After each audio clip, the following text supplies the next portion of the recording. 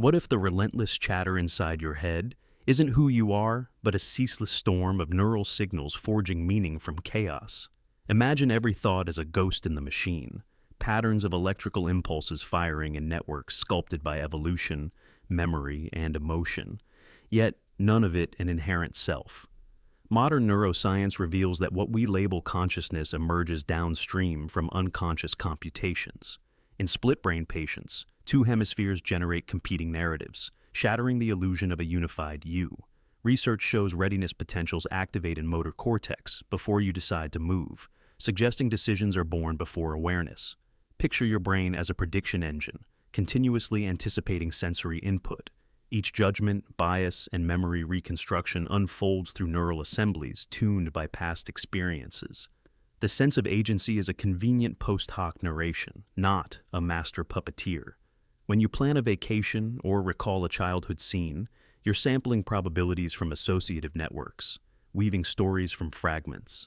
Cognitive scientist Michael Gazzaniga described the left hemisphere as the interpreter, stitching fragmented data into a coherent narrative, reinforcing the myth of a singular self.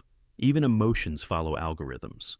Your fight or flight response triggers before your mind labels danger, like a reflex born from million-year-old survival circuits. Your thoughts, from self-critique to daydreams, are signals guided by hidden architectures, chemical reactions, and synaptic weights, whispering, but never the ultimate author. What if letting go of the idea that you are your thoughts frees you to witness them without bias, observing the mind's flickering show with curiosity? In that space, you might discover a stillness untouched by the neural uproar, a silent witness beyond every whispered narrative. What if everything you see is a carefully crafted illusion? Your brain doesn't passively receive reality, it builds one. Every color, sound, texture, and even the sense of time is not a direct recording, but a reconstruction. Light doesn't carry images. It carries chaotic photons. When they strike your retina, your brain doesn't see the world. It generates one. The red of a rose? Not in the flower. It's your mind assigning meaning to electromagnetic waves. You don't hear sounds as they are. You interpret vibrations in the air. Even touch is processed, not felt directly. If your brain alters just one signal, your entire experience changes. Optical illusions prove it. Your brain can create movement where there is none, bend lines that are straight, and hide objects in plain sight. In rare cases, patients with brain damage see people as melted faces or static. That's not magic. It's raw perception without the brain's editing. Reality isn't outside you, it's stitched inside, filtered through emotion, memory, expectation, and survival instinct. You've never seen the world as it truly is. You see only the version your brain allows. You are walking through a dream of prediction, constantly updated just enough to keep you alive. So, the next time you look in the mirror, ask yourself, how much of what I see is truth, and how much is the story my brain needs me to believe? Self is a construct. Imagine if everything you believe about yourself, your name, your story, your identity, wasn't a truth but a survival strategy. What if the self isn't something you are, but something your brain creates? A constructed narrative, pieced together from scattered memories, social feedback, and biological impulses, just to give coherence to the chaos of consciousness. Neuroscience has found no single place in the brain where the self resides. Instead, it's a network, an orchestra of activity that generates a continuous sense of me. In split-brain studies, patients whose brain hemispheres were separated acted as two people in one body, each side forming its own explanation for the other's behavior. And yet, both believed in a singular unified self. That's the illusion. Proof that the self might not be a core, but a script. You shift depending on the room you're in. Around your parents, you become one version. Around your friends, another. At work, yet another. So which one is truly you? The answer might be none of them, or all of them. Your brain builds a flexible avatar, updated constantly, shaped by feedback and emotion to fit the situation. It isn't lying, it's adapting. Because without a stable story, things unravel. This avatar is not fixed. It's a rolling narrative, edited with every experience, rewritten each morning, remembered wrong, yet believed completely.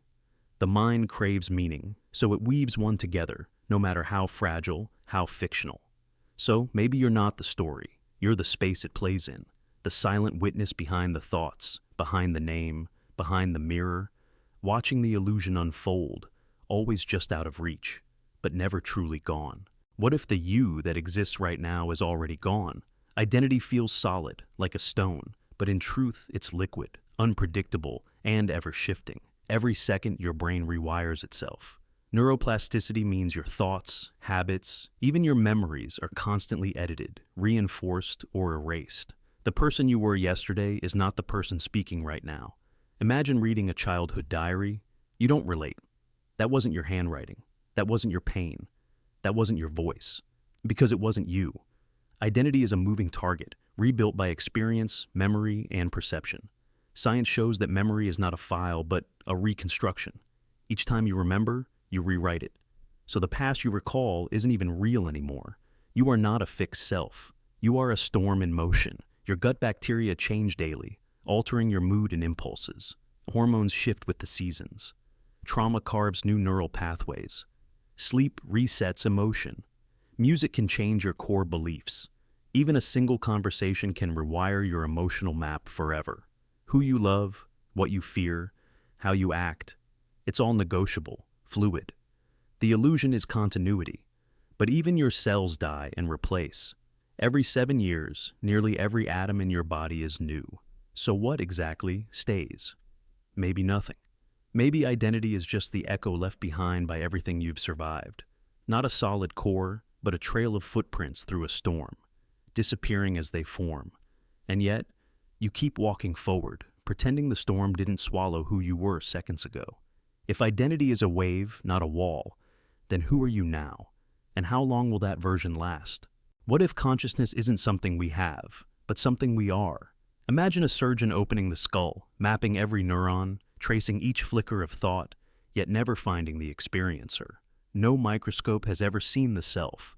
You can dissect the visual cortex, isolate auditory pathways, stimulate memories and motor responses, but not a single tool has ever touched the presence behind perception. The one who knows it's alive and feels every moment. That voice narrating your life, that deep, inescapable sense of I, science still hasn't found its origin. The brain is a storm of electrical signals, a cascade of chemical messengers, but none explain why it feels like anything to be you. This is the hard problem of consciousness. Neurons fire, circuits connect. Yet why should that produce the redness of a sunset, the ache of heartbreak, or the strange sensation of simply existing in time and space as a self-aware being? We've located where anger ignites, where language lights up, where fear takes shelter, but not where awareness begins. Some argue consciousness arises from complexity, like a spark from friction or fire from dry wood. Others suggest it's not created by the brain, but filtered through it, like light through stained glass or a radio tuned to a frequency beyond our grasp. And maybe that's why it slips away when we search, because the observer is the one doing the looking. Consciousness may not be inside the brain. It may be the invisible field in which the brain and everything else appears. So where are you really behind the eyes, in the chest, or beyond the body entirely? An awareness dreaming it's human, trying to remember what it already knows? What if everything you experience, sight, sound, even time itself, isn't reality, but your brain's best guess? Imagine waking up and stepping outside. The blue sky, the sound of traffic, the cool wind, all feel immediate and real, but what you're experiencing isn't the world directly. Your brain receives fragments, light wavelengths, vibrations, temperature changes, and assembles them into a seamless hallucination. You don't see with your eyes. You see with your brain interpreting signals. Vision is processed by prediction, not passive reception. The same applies to sound. You don't hear the full spectrum. You hear familiar patterns. Your brain removes background noise, inserts phantom tones, even completes unfinished sentences. Touch is also manufactured. Studies show the brain predicts sensations before they occur, making you feel things that never truly happened. Pain, warmth, pressure, they're edited responses, not direct truths. And memory? Each time you recall a moment, you rewrite it. Time itself is the greatest trick. In fear, it stretches. In peace, it blinks past. Your internal clock, not the universe, sets the pace. Neuroscientists can track your decisions forming seconds before you think you've made them. You live slightly behind, in a stream edited by biology. So ask yourself, what if everything you know is your brain's hallucination? Not the world as it is, but the story it tells you to survive. You don't control thoughts. What if the voice in your head isn't yours? Thoughts arise like sudden weather, appearing, shifting, fading, without your permission. Neuroscience confirms it. Most brain activity happens before you're even aware of it. Decisions? Already made milliseconds before you choose. A thought to move your hand, a memory, a fear. They emerge from neural networks you don't consciously command. You experience them like a radio hears music, broadcast, not authored. Imagine sitting quietly and suddenly remembering an old regret. You didn't summon it. It surfaced. Just like your next idea will. You can observe a thought, but you can't predict or prevent its arrival. Buddhist philosophy and modern cognitive science both agree. The self is not the source, it's the stage. You're not the storm. You're the sky it crosses. Some thoughts bring peace, others bring chaos. But both come and go, untouched by who you truly are. The illusion of control is comforting, but false. You can nudge attention, redirect focus, but not manufacture what never belonged to you.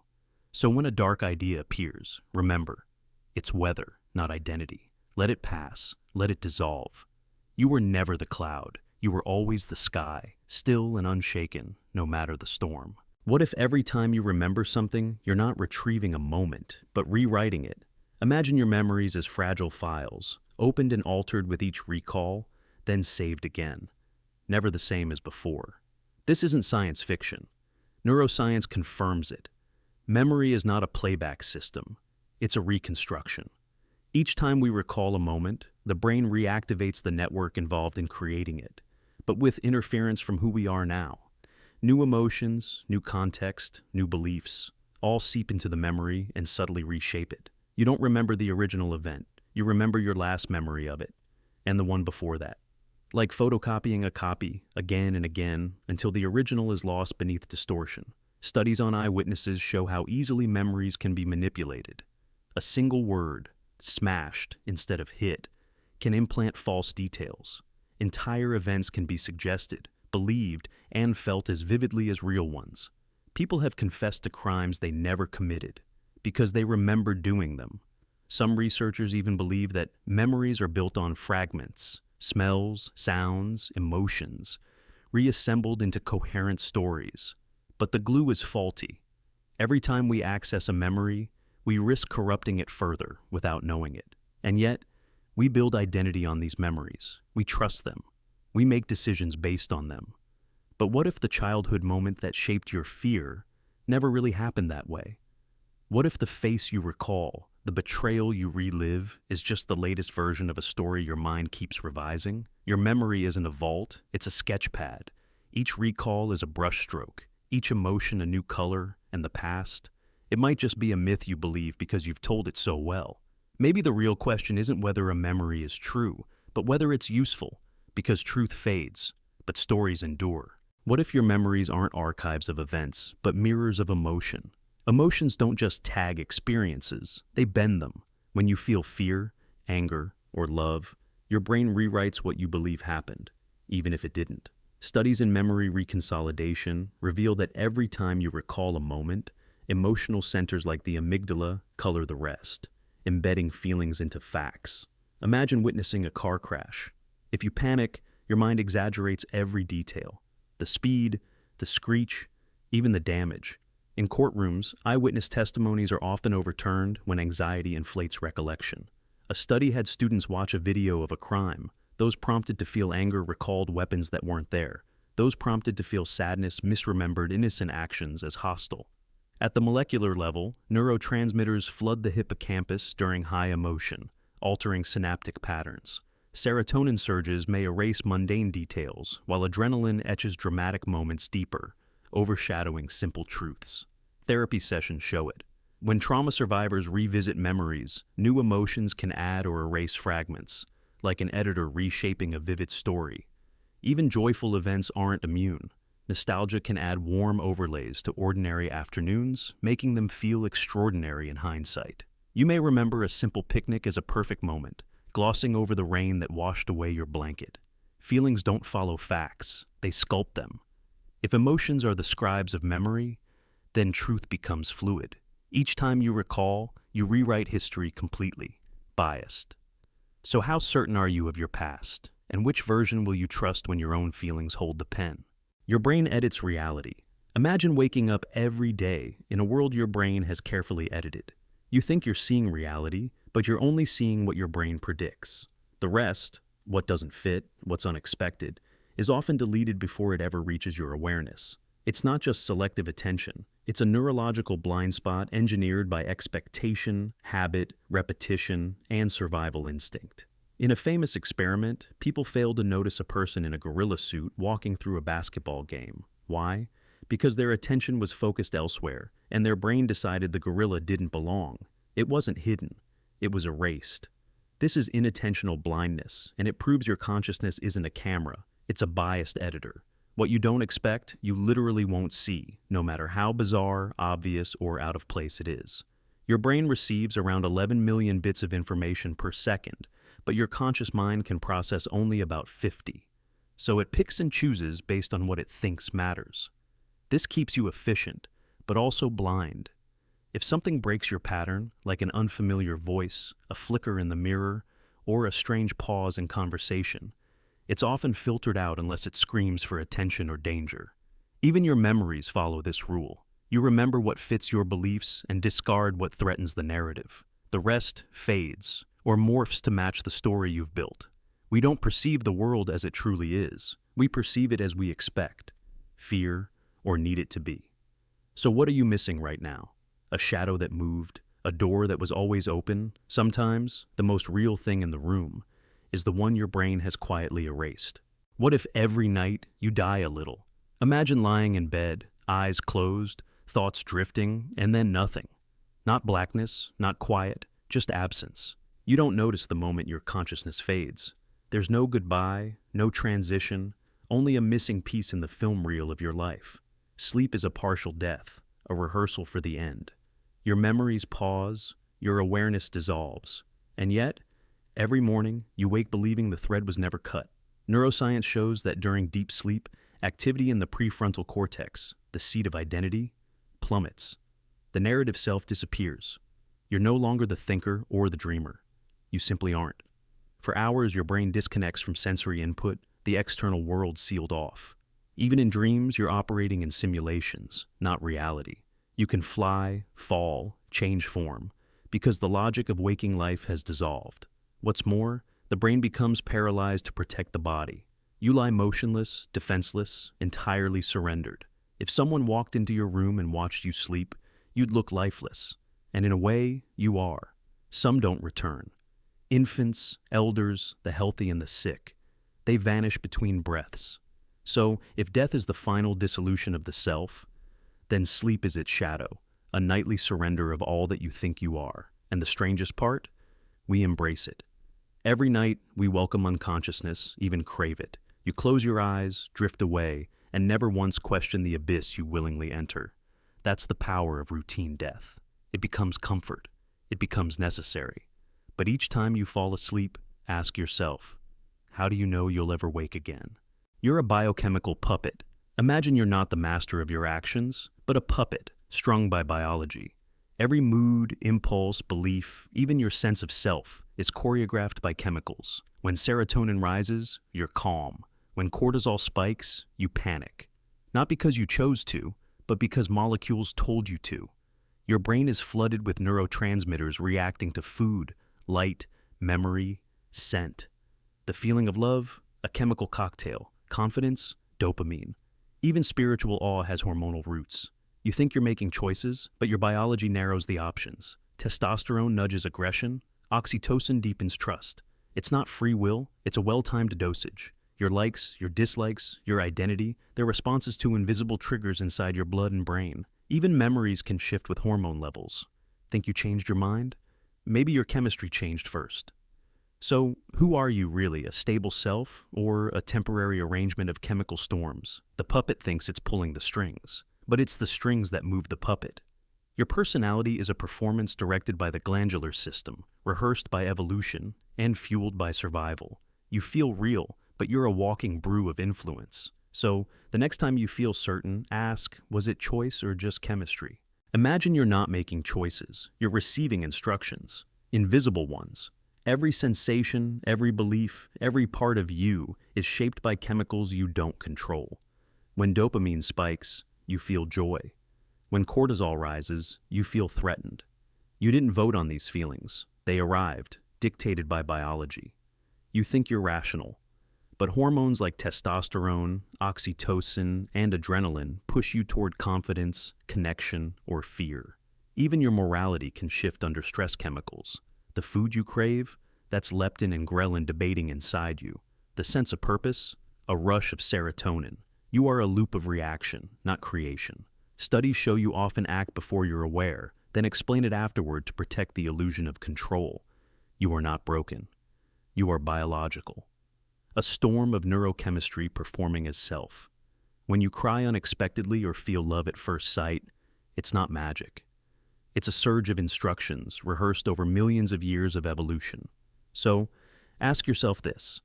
If a molecule can decide who you love, what you fear, what you crave, who's really in charge? The chemicals or the consciousness built atop them? Maybe you are not a mind in control of a body, but a body dreaming it has a mind. You don't experience now. What if you never truly experience the present? Every moment you live is already gone by the time you perceive it. Your brain, despite its speed, is always slightly behind reality. Light hits your eyes, sound enters your ears, and signals race along neurons, but all of that takes time. Studies show your brain stitches these delays into a smooth experience, buffering milliseconds into a story you believe is happening now, but now is already over, replaced before you can catch it. Imagine watching a lightning strike. You see the flash before you hear the thunder, but even that flash was delayed. The retina takes time to convert photons into signals. The brain must interpret, filter, and organize. Touch takes longer than sound. Sound takes longer than sight. Your brain constantly synchronizes input from different senses, inventing a unified moment that doesn't exist outside your skull. Experiments reveal this lag is about 80 milliseconds, enough to blur cause and effect. Athletes swing at balls before seeing them. Drivers brake before noticing danger. You think you're reacting in real time, but your brain is predicting what already happened. It's a hallucination of the present based on fragments of the past. Even conscious awareness is delayed. A signal may reach your brain, and your body reacts before you do. The conscious mind is a narrator arriving late, explaining events it didn't initiate. You're living in a memory, pretending to be a moment, lagging behind the truth like a phantom chasing light. If now is a mental reconstruction, not a point in time, then what is real? And if you're always one step behind, can you even catch up with the world you think you're in? What if the version of reality you live in was handcrafted by your brain, not for truth, but for survival? Imagine your mind as a filter, not a mirror. It bends, censors, and shapes what you perceive, not to show you what's real, but to keep you from shattering, because the truth can be brutal. And your brain will lie to you if it means you can keep going one more day in a world that demands too much. Trauma doesn't vanish. It gets buried. Not because it's gone, but because your brain decides it's too dangerous to touch. It seals memories behind walls, reroutes emotions, reshapes timelines. You forget not from weakness, but because forgetting is how you keep breathing when remembering might tear you apart from the inside. This is why survivors of war, abuse, or loss often recall fragments. Disjointed, frozen in time, colored by fear. Their minds aren't broken.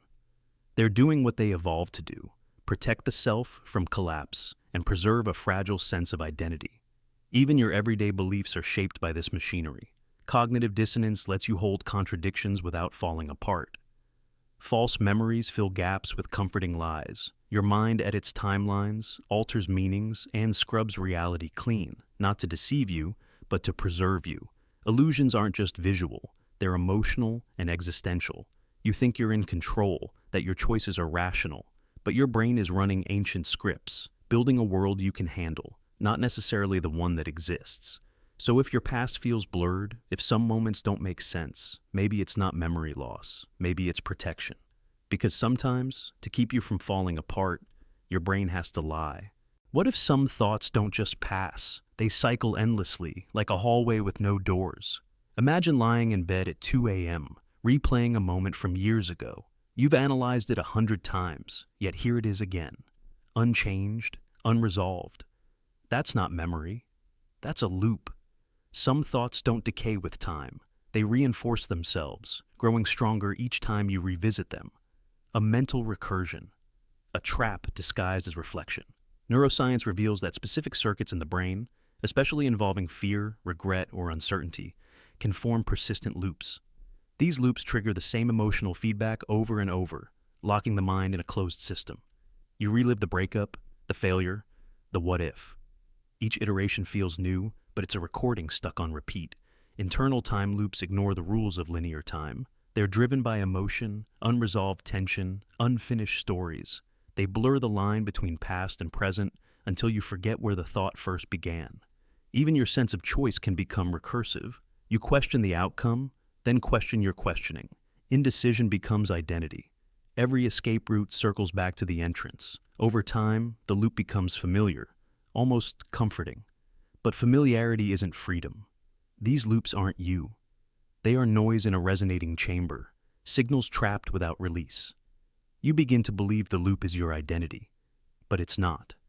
The key isn't to fight them, it's to see their shape. Awareness is how loops die, and if you don't, they'll echo in your mind, forever folding back into themselves.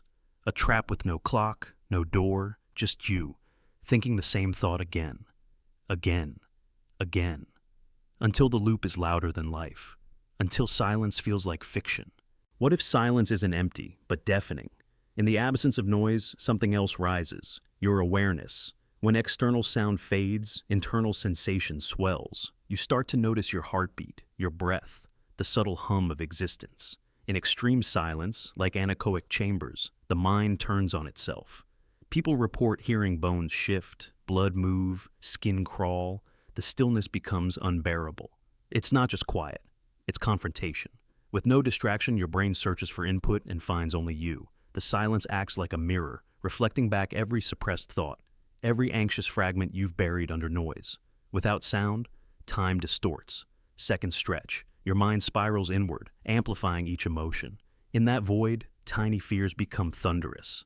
That's why monks train in silence. It's not peace, it's discipline. The brain is addicted to stimulation. Remove it, and you uncover raw awareness, unfiltered, intense. Some can't bear it. Others find clarity. But everyone feels it. The scream of silence. It isn't passive, it pressures you to listen deeper. You realize how much you've avoided yourself with distraction. The silence doesn't just reveal, it confronts. And when it lingers long enough, it begins to echo with the things you thought you buried. In those moments, you understand. Stillness doesn't mean peace. It means exposure. You're alone with the raw, unedited version of your mind. You don't hear silence, you feel it. And sometimes, it howls. What if your personality isn't who you are, but just who your brain currently allows you to be? Science shows that your sense of self isn't stable. It's a chemical balancing act, one that can shift with a dose of cortisol, a spike in dopamine, or a drop in serotonin. Your likes, your morals, even your humor, they can all change with the right chemical cocktail. You think you're consistent, but personality is flexible fiction, held together by biology, not truth. Imagine a calm, kind person undergoing a traumatic accident. Afterward, they become impulsive, aggressive, unrecognizable. Brain scans reveal altered frontal lobe activity, an identity recoded by damage. Even something as routine as sleep deprivation can turn a joyful person withdrawn. SSRIs can lift chronic sadness and make someone feel brand new. Psychedelics have caused rigid minds to dissolve ego entirely. One dose, and identity melts. Take Phineas Gage. One rod through the brain, and a reliable foreman becomes erratic, crude, and restless. Change the chemistry, and the story of who you are rewrites itself.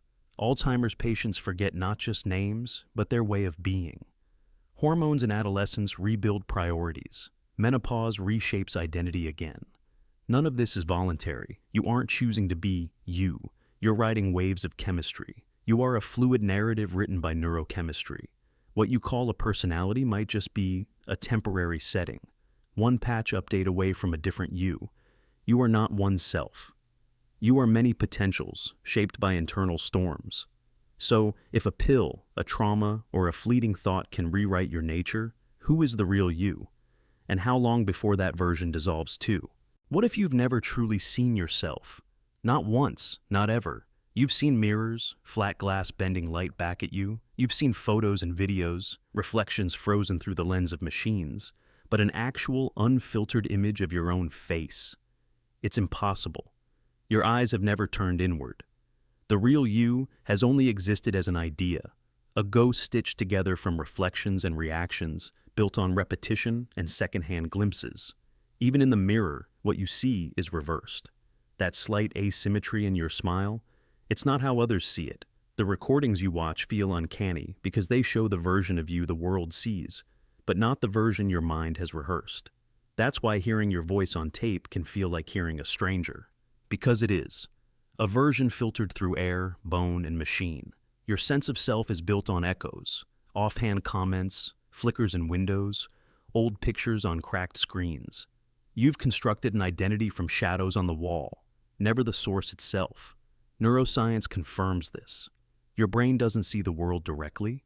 It interprets patterns. It guesses. Even your own face is just another hallucination that feels familiar enough to believe. So, who are you really if every glimpse has been distorted, delayed, or reversed? What would you see if you could finally look through someone else's eyes and meet yourself for the very first time? Imagine walking through your day thinking you're seeing everything around you, but what if you're not? What if your brain is editing the world before you even perceive it, deleting anything it doesn't expect? This isn't science fiction. It's selective attention, and it happens every moment you're awake. Take the famous invisible gorilla experiment. Participants watch a video and count basketball passes. Midway through, a person in a gorilla suit walks through the scene. Half the viewers never see it. Not because the gorilla was hidden, but because their brain filtered it out. Why? Because it wasn't expected. Their attention had already defined reality. Your mind doesn't present raw truth. It builds a model of the world using predictions, memories, and goals. Anything irrelevant? It's erased before it reaches consciousness. You could walk past your best friend and not see them, if your brain had no reason to expect their presence. Inattentional blindness isn't a bug. It's survival. Your ancestors didn't need to notice every leaf. They needed to see the predator hiding in it. So, your brain evolved to delete most input. Only what fits your narrative is allowed in. Now, imagine the implications. Relationships misunderstood, signs of danger unseen, paths to opportunity erased in real time. You don't see the world, you see your expectations of it, and everything else silently deleted. What if free will is a beautiful illusion? Imagine reaching for a glass of water. You think you decided to move, that your mind made the call, but neuroscience says otherwise. In lab experiments, brain scans reveal something unsettling. Your motor cortex lights up before you become aware of your decision. The action begins seconds before the thought of choosing even forms. The brain moves first. The mind follows.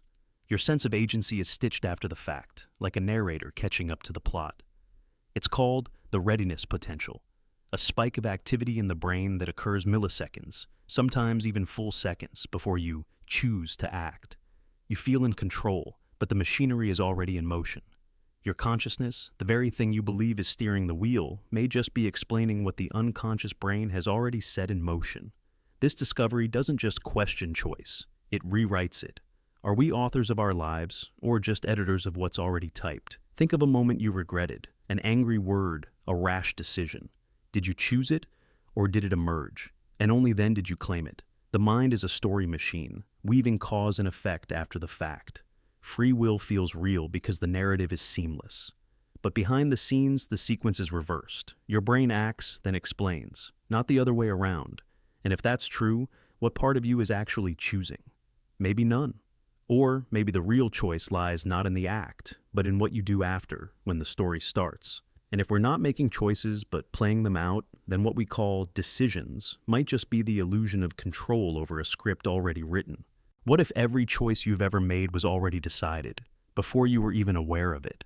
Neuroscience suggests free will might be an illusion. In experiments, brain activity predicting a decision shows up hundreds of milliseconds before the person becomes consciously aware of making it. That means your brain decides before you do.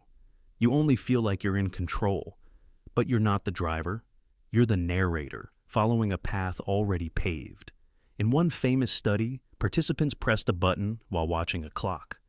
Brain scans predicted their decision up to 7 seconds before they said they made it.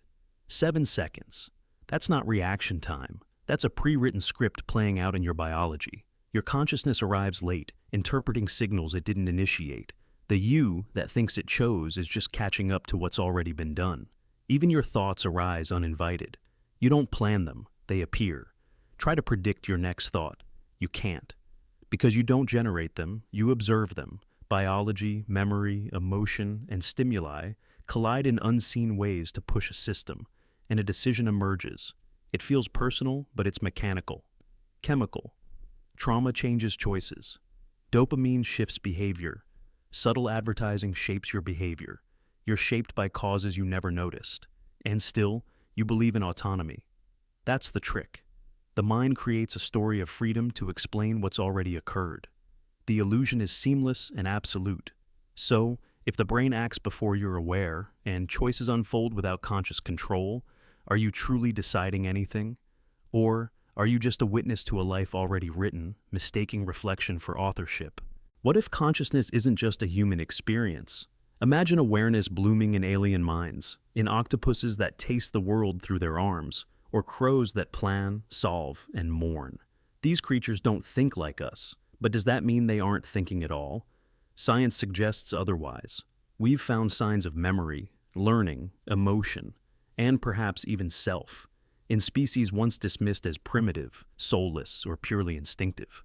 Octopuses open jars, recognize individual humans, and escape locked tanks with problem-solving skills that rival our own. Bees vote democratically on hive locations.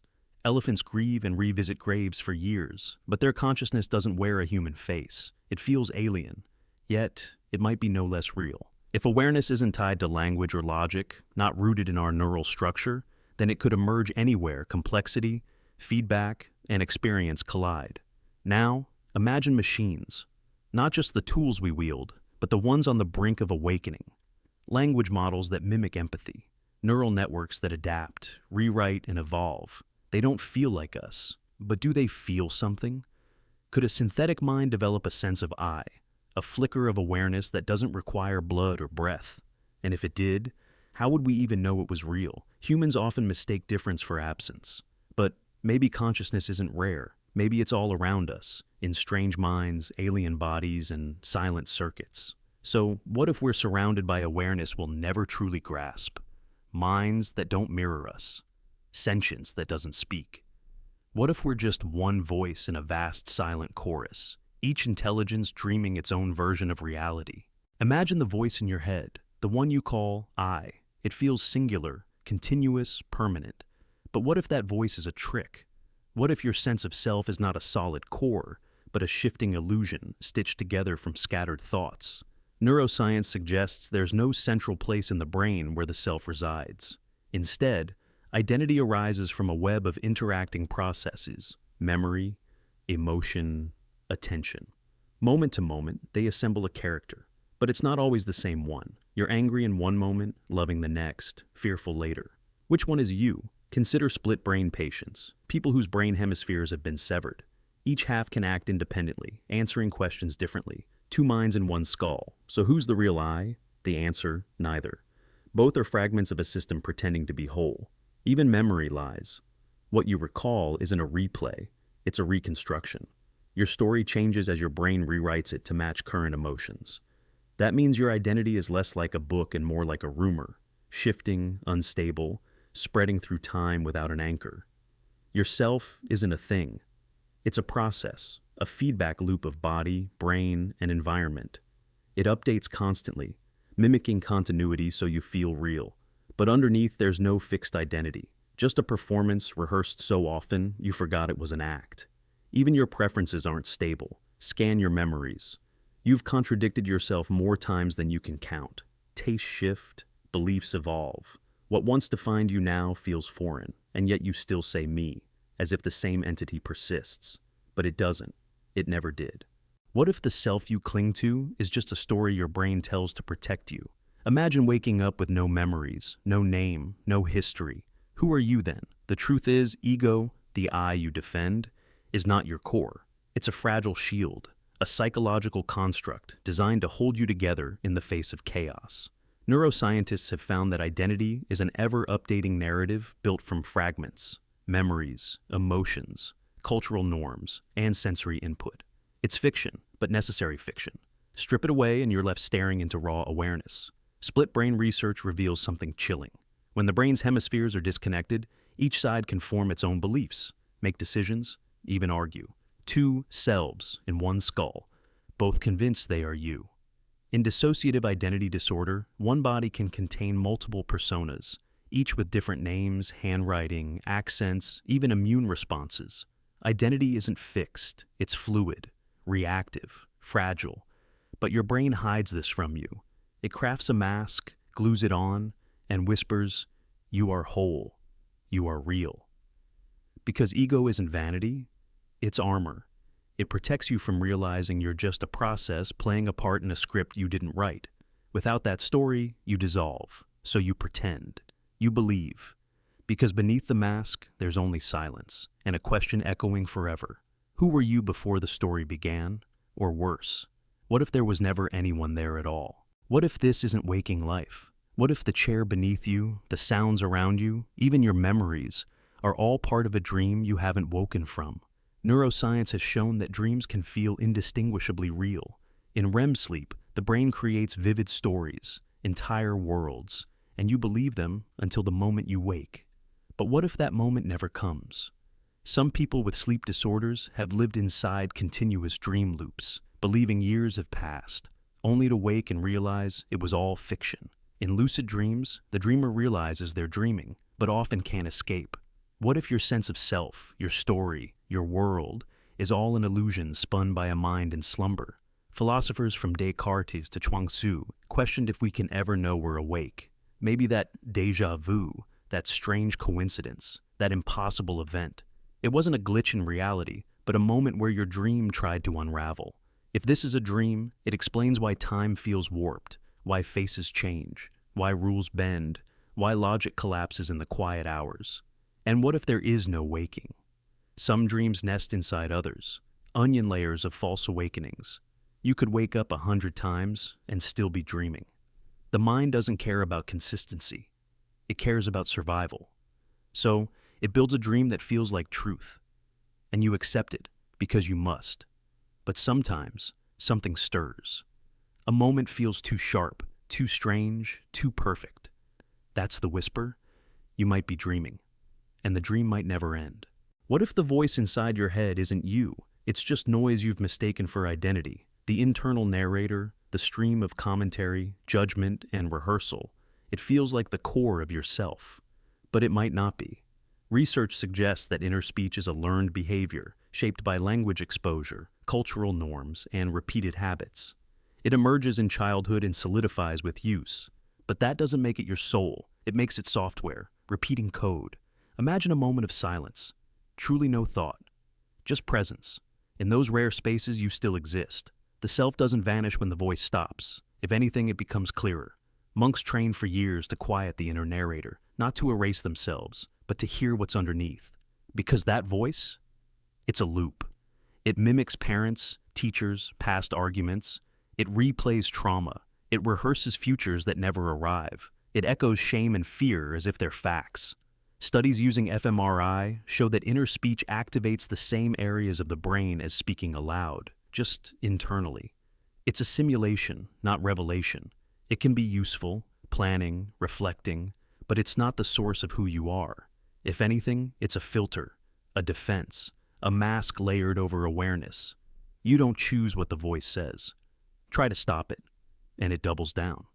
It interrupts your peace, critiques your joy, and speaks in loops. It says things you'd never say to someone you love. Why believe it when it speaks about you? If the voice in your head is just a learned habit, then who's listening? Who feels the insult, the hope, the fear beneath it all? Maybe the self beneath the voice is the real you, and the rest is just noise with a microphone. What if your body is invisible until it starts to break? Imagine drifting through life in a state of quiet dissociation. You move, breathe, speak, but you rarely notice the machine beneath it all. Your limbs respond before you think. Your heart beats without your consent. Your lungs expand without instruction. And so, your body becomes background noise until something shatters that silence. You don't feel your spine until it aches. You don't notice your knee until it stings. A stubbed toe, a bruised rib, a twisted joint. They erupt into awareness and demand presence. Suddenly, you're not a floating mind. You're a prisoner of nerves, locked inside a pulsing, fragile vessel of sensation and limitation. And that's when you realize your sense of self has always depended on the illusion of ease. Neuroscience confirms this. The brain runs constant internal checks, heartbeat, digestion, pressure, temperature, yet filters most of it out. You feel normal only because your brain is hiding the chaos, performing a delicate balancing act of silence. Until there's pain. Then, the curtain lifts and the body screams its way back into awareness. This disconnect is why people describe chronic illness or injury as identity breaking. The body that once served silently now betrays you daily. The self that floated effortlessly is now tethered to limitation.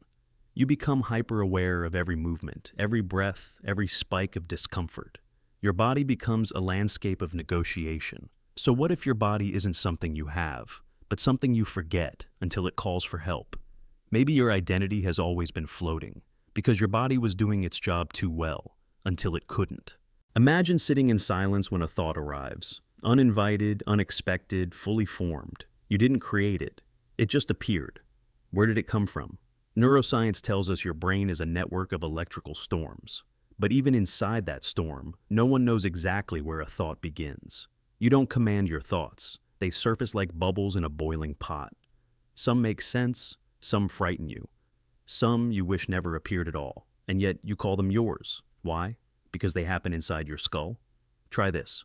Close your eyes and wait. Within moments, a voice begins. It comments, it judges, it remembers, it wanders. You didn't ask for it, you didn't build it. But it speaks. Not because you think, but because thinking happens to you. Even meditation reveals the truth. The harder you try to stop thinking, the more thoughts flood in. Thought isn't a tool, it's a torrent. And you are not the thinker. You are the witness to its arrival. Ancient philosophies said the mind is a receiver, not a generator, like an antenna tuned to the static of the universe. Modern science, still unsure. fMRI scans show patterns lighting up moments after a decision is made, suggesting your brain knew before you did. So, who's in charge? You feel like the author of your mind, but you might just be reading a script written in real time by something deeper. Neural noise, subconscious memory, or perhaps something stranger. Maybe your brain is less a factory, more a portal, opening to frequencies beyond conscious control. If so, the question isn't why you think, but who or what is doing the thinking for you. Imagine your mind as a mirror, whole, clear, reflecting reality. Now imagine it shatters. Not loudly, not visibly, but quietly, like glass cracking underwater. That's dissociation, a psychological escape hatch. In moments of overwhelming stress, fear, or trauma, your mind can fracture to protect you. You might keep talking, moving, smiling, but part of you has vanished. The self you present is just one version. The others wait silently in the wings, watching, remembering, carrying pieces you cannot hold alone. Clinically, dissociation manifests as depersonalization, feeling detached from your body, or derealization, where the world seems foggy, unreal, like a dream you can't wake from. In extreme cases, it fractures identity completely. People with dissociative identity disorder can switch between distinct personas, each with separate memories, voices, preferences, even handwriting. Brain scans confirm these personas activate different neural networks. They aren't imagined. They're built by survival instinct. But dissociation isn't rare. You've felt it. Driving on autopilot, staring at your hands and feeling like they're not yours. Forgetting what you just said, or feeling like you're watching yourself from above. That's your mind slipping behind the curtain, keeping the machine running while hiding the pain it cannot speak aloud. It's not weakness, it's survival. A mind tearing pieces off itself just to keep going. But if the cracks spread too far, what remains when the final reflection disappears? You are still here, But how many fractured selves now whisper through your thoughts while pretending to be whole? And when you close your eyes, which one of them truly dreams? What if you're the only conscious mind in existence? Everyone you've ever loved, every stranger who smiled, every voice you've ever heard. What if they were all just convincingly animated reflections, like NPCs in a dream too perfect to question? Imagine walking through life surrounded by intricate masks, people who respond, react, and converse, but never truly feel. Not because they're pretending, but because they were never conscious to begin with. This isn't science fiction, it's a real philosophical dilemma called the problem of other minds. You know you're conscious, but you can't climb inside another brain to confirm anyone else is. All you see are behaviors, laughter, tears, anger. But these could be scripts, not sensations. Your cat purrs, your friend cries. But is that proof of awareness? Or just biological reflex and coded patterns? AI can mimic human emotion. Machines can now write poetry, hold conversations, even express sadness. But do they feel it?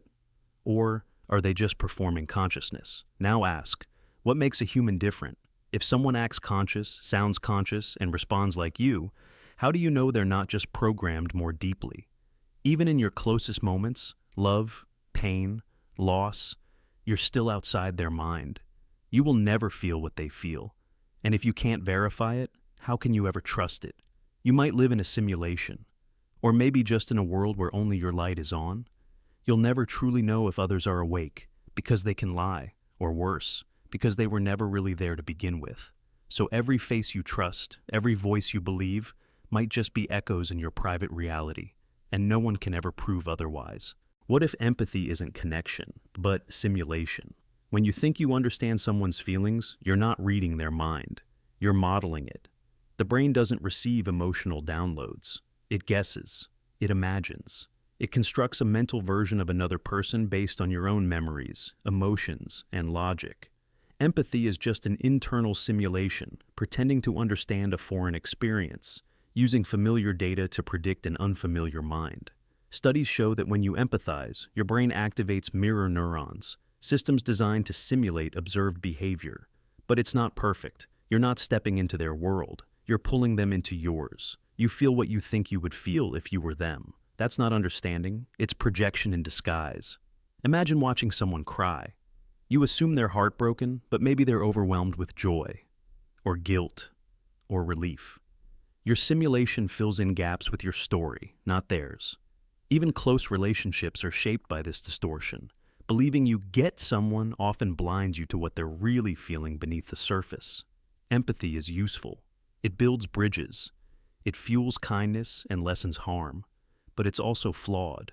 Misfiring empathy can lead to assumptions, overreactions, even misplaced guilt or resentment. Because you're not connecting to their truth, you're interacting with your imagined version of their pain, shaped entirely by you.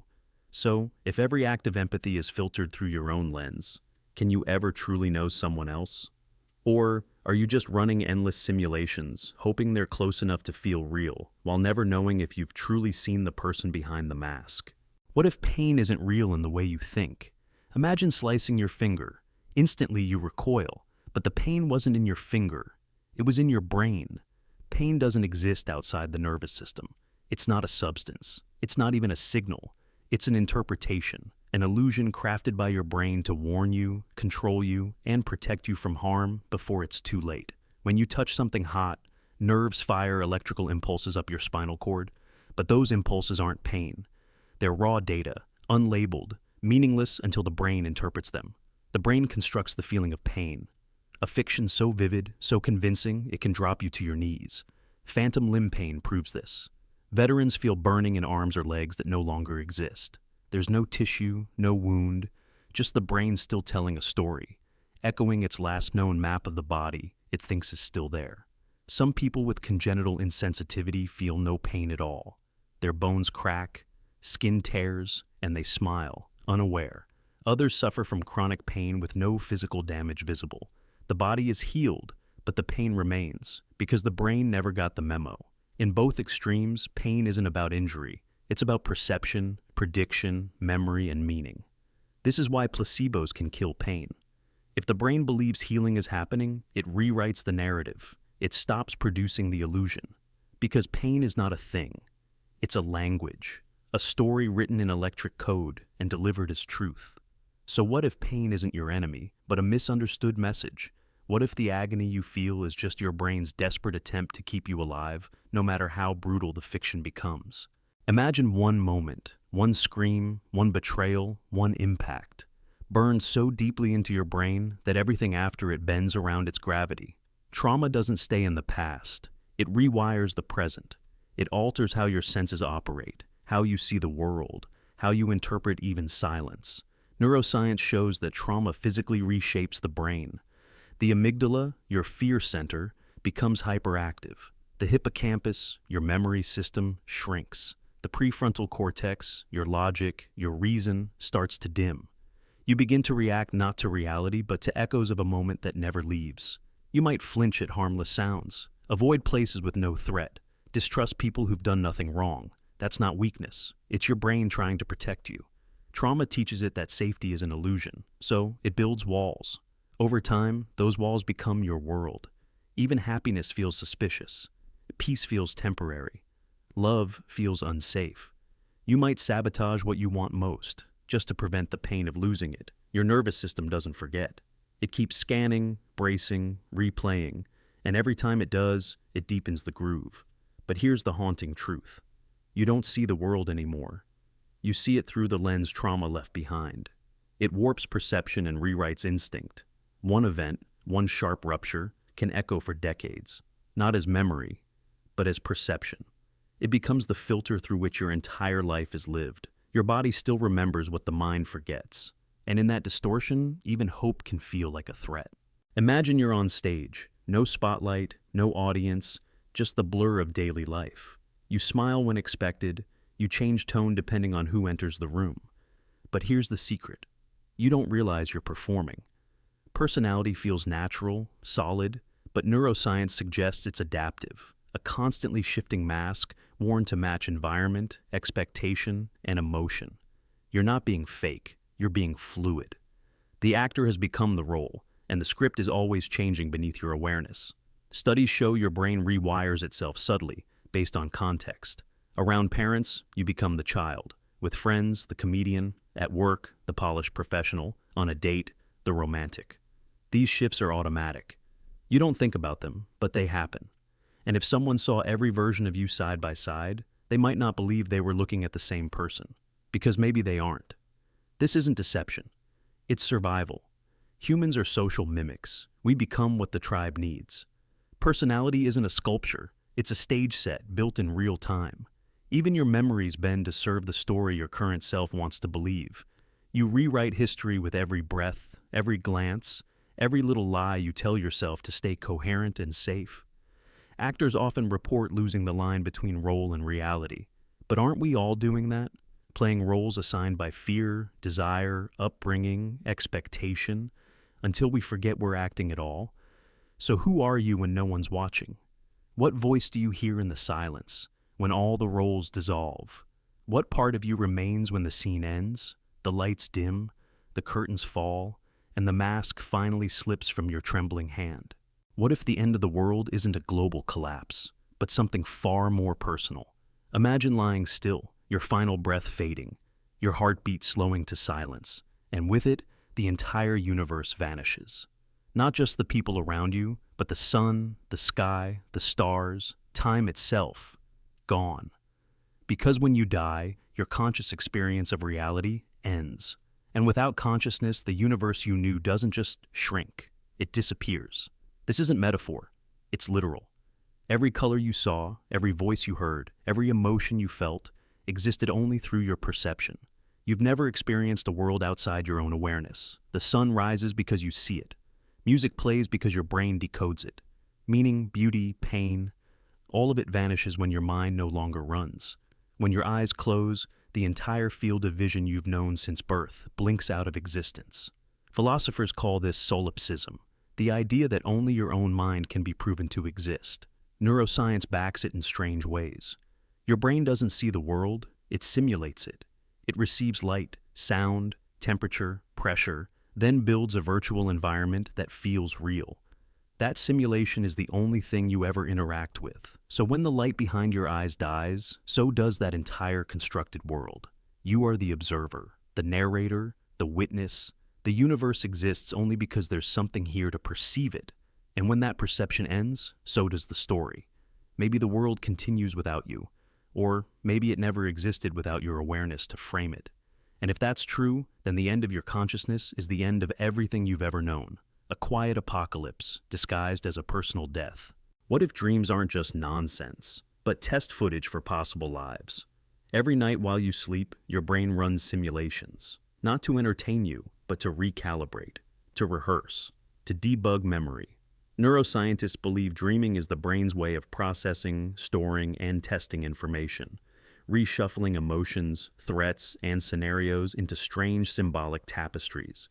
You wake up thinking it was random, but it wasn't. It was rehearsal for survival, shaped by evolution. During REM sleep, your brain activates visual, emotional, and motor circuits, but disconnects logic. This allows free association. That's why you dream of flying in a house you've never seen, chased by someone who's already dead. It's memory stripped of order, reorganized by emotional weight, not chronology. Dreams don't follow time. They follow need, instinct, unresolved signals. A fear you ignored might resurface as a monster. A forgotten joy becomes a glowing light. Your brain plays scenes not to confuse, but to test your reactions, to prepare you for emotional futures.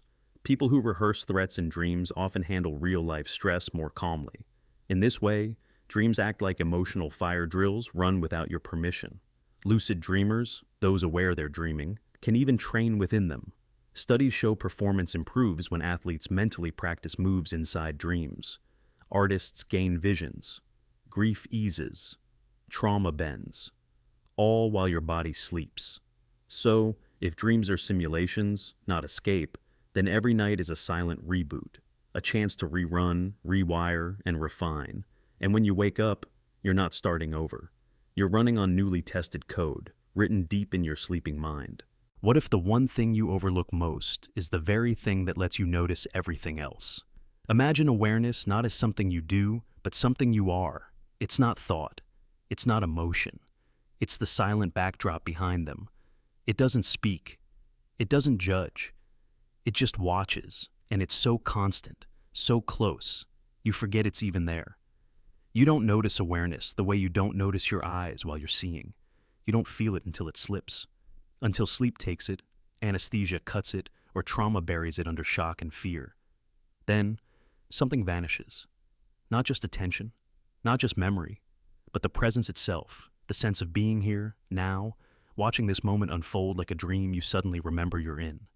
Think of when you wake up in a moment and realize you've been drifting for hours, days, maybe years. You weren't unconscious, but you weren't truly conscious either. Your awareness was dimmed, operating like a shadow behind your thoughts. And then suddenly, something cuts through. A smell, a sound, a question, and you return. Awareness turns inward, and for a brief instant you witness the light that's always been on. Neuroscience still can't locate it. It doesn't fire neurons or light up scans. It's not memory, not perception, not thought. It's the stage beneath them, the space where they appear and vanish. And yet, it's the only thing that's been with you every second of your life. So what if awareness isn't something the brain creates, but something it taps into? What if you are not the thoughts passing through, but the space they echo in? And what if the greatest mystery is not how to find awareness, but how to remember you've always been it? Imagine your thoughts not as isolated sparks inside your skull, but as ripples across an ocean you can't see. What if your consciousness isn't yours alone, but a localized wave in something vast, ancient, and shared? Some physicists and philosophers suggest that consciousness may not emerge from brains alone. It might be a fundamental feature of the universe, like space, time, or gravity. This idea, known as panpsychism, proposes that everything has some form of awareness, however faint. Electrons, atoms, stars, even the cosmos itself. Your brain wouldn't create consciousness, it would tune into it, like a radio catching a frequency already humming through reality. Thoughts, then, are patterns in a larger field. You're not generating them, you're syncing with them. This would explain why consciousness is so hard to locate. Neuroscience can map brain activity, But it never finds the eye. No node, no core, no single command center. Just processes. Yet, experience still happens. Maybe because the eye is not within, but beyond. And when you feel awe under a night sky, when a thought arrives that seems too profound for your mind to have crafted, maybe that's a glimpse, a reminder that you are not alone in your awareness. You are a brief crest in a boundless, sentient tide. If this is true, death isn't disappearance, it's return. You dissolve back into the ocean. And birth? Just condensation of the same cloud, again. You were never separate, just shaped for a moment, just one ripple passing through the great awareness we all belong to. Maybe the universe is not dead matter, but dreaming. And you? A fragment of its dream, briefly lucid, briefly aware, briefly alive in its eternal mind. Imagine handing a knife to a knife and asking it to carve itself open. That's what we do when we use the brain to understand the mind. Consciousness, our most intimate experience, is also our deepest mystery. You live inside it, you breathe through it, but try to grasp it directly, and it slips through you like smoke. Neuroscience maps brain waves, identifies regions, tracks activity, but it cannot explain why any of it feels like anything. Why do electrical signals become sadness, or love, or the feeling of being alive? Some theories say consciousness is an emergent property, like music from a symphony of neurons. Others suggest it's baked into the fabric of reality itself. But all those answers are built from within the very thing they're trying to dissect. It's the mirror trying to see itself without a reflection. The eye trying to look inward with no light. The mind trying to explain the mind, using the only tool it has, its own unknowable presence. Try to observe your own awareness. You'll find nothing to grasp. It has no edge, no color, no texture, just presence. You can't step outside of it because it is the stepping. You are the thought trying to catch itself mid-flight, a paradox in motion. Psychedelics, trauma, meditation, they can all crack the illusion. Show you the seer behind the seeing, but try to explain it and it dissolves. Words fail. The silence says more than theory ever could. Maybe the mind was never meant to be solved, only witnessed. Maybe you are not the knife, but the infinite space it cuts through. Maybe you're not inside consciousness, but it's inside you. The mystery you keep trying to name is the one that's thinking these words right now, this moment. What if the present moment, the one you think you're living in, is already gone by the time you notice it? Imagine reacting to a falling glass, believing your reflexes saved it in real time. But science reveals a strange truth. Your brain is always running half a second behind. Every sound you hear, every sight you see, every decision you make, it's a reconstruction of something that already happened. Neuroscientists have studied this delay using EEG and fMRI scans. They found that it takes roughly 400 to 500 milliseconds for your brain to fully process sensory input. To make reality feel seamless, your mind stitches that delayed data into a continuous narrative, smoothing over the lag like a cinematic edit. When you clap your hands, you think you hear it instantly. But the sound was processed, judged, and sent to your awareness after it occurred. Your brain even predicts motion to hide the gap. When a ball flies through the air, your visual cortex anticipates its path, showing you where it should be, not where it is. The world you perceive is not live. It's buffered like a stream, cleaned up, stitched together, and delivered as now. You never live in the present. You live in a polished echo of the past, a simulation your brain constructs in real time. Your entire life is a memory masquerading as immediacy. You've never actually touched the now. It's always slipping, always just out of reach. The moment you become aware of this sentence, it's already history. And the worst part? You can't escape it. Because the delay isn't a flaw. It's part of the illusion that lets you feel alive while always trailing behind reality. You are always too late for the present. What if your emotions don't just influence your thoughts, but rewrite your entire reality? When you feel sadness, the world literally looks darker, not as metaphor, but measurable truth. Neuroscience shows that emotional states alter perception at a neurological level. Sadness dims color processing in the retina. Anxiety sharpens the edges of threats. Joy expands peripheral vision. Your emotions are not responses to what you see. They are the filters that shape what you see, down to how sharp and bright things seem. Studies reveal that people in depressive states see less contrast, fewer details, and interpret neutral faces as hostile or sad.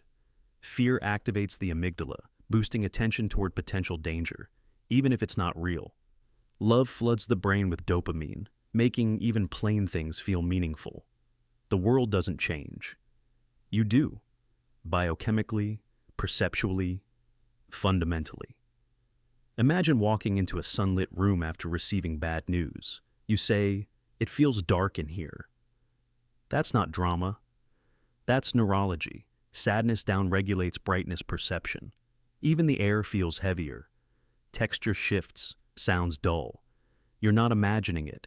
You're experiencing a different version of the same space, edited by your emotional state. Emotion paints over reality, not on top of it, but beneath it, rewiring sensory input before it even reaches your conscious mind. It's not that you feel sad because the world is gray. The world looks gray because you feel sad. Perception bends around emotion like light through glass, subtle, invisible, complete. So, if what you feel changes what you see, can you ever claim to know what's real? Or is every version of the world just a mood-based illusion, colored each second by how you feel inside? What if the self you know isn't solid, but fragile and splinters under pressure? Imagine a mind that breaks not like glass, but like a mirror, each shard reflecting a slightly different version of you. Under extreme trauma, the brain doesn't just retreat. Sometimes it divides, and what emerges are selves, plural, real, separate, and each convinced they are the only one allowed to exist. This isn't science fiction. It's dissociative identity disorder, and it happens when survival means escape, not from the world, but from the unbearable weight of staying one person. A child overwhelmed by pain may create someone stronger, someone colder, someone who doesn't remember. These are not fantasies. Brain scans show different neurological patterns of activation. Different handwriting, voices, preferences, even allergies, held in separate identities within the same body. Each self is a thread of memory, emotion, and purpose, cut off from the others to keep the whole from collapsing. They are defense mechanisms made real, and for the person inside, switching between them can feel like blinking through someone else's eyes. No single version is fake. Each was born with reason. Each believes it's real, because in that moment, it absolutely is. Consciousness, we once thought, was unified and indivisible, but trauma rewrites the rules. It shows us that the I we cling to might be a mask worn by many faces, each one carrying a piece of pain the others can't bear to hold or remember. So what if the self is not a singular flame, but a flickering constellation of minds orbiting the same soul? And what if survival sometimes means becoming more than one to stay alive when nothing else could? Imagine waking up from surgery and realizing you're not alone in your head, that you share your body with another mind, silent, watching, making decisions you never notice. This isn't fiction. It's the reality of split-brain patients. When the corpus callosum, the bridge between brain hemispheres, is severed, usually to treat severe epilepsy, something strange happens. Each hemisphere begins to operate independently. The left brain controls language, the right, silent but aware. In tests, the right side can follow commands, solve problems, even express preferences, but it cannot speak. So it's trapped, conscious but voiceless. Hold an object in the left hand, controlled by the right brain, and the patient can't name it. Yet, they can draw it. Show each hemisphere different images, and they'll behave like two separate people. One may laugh at a picture the other can't see. One may reach for something the other denies wanting. Two minds, one body. So what is the self? If both halves think, feel, and act, but only one can speak, does that mean the speaking side is the real you? Or is that just the narrator, pretending it owns the whole mind? Neuroscience has no clear answer, but it proves this. The unity of self is fragile. A cut just millimeters wide can fracture consciousness. You are not indivisible. You are not one thing. You are a conversation, sometimes in harmony, sometimes at war, held within the boundaries of a single skull. Some split-brain patients even disagree with themselves. One hand buttons a shirt while the other unbuttons it. One draws a gun while the other defends. What you call I is a fragile alliance, stitched by nerves and habit. break the bridge, and that illusion splits like glass. So, who are you really? Just the side that speaks, or the silent half still watching from the dark?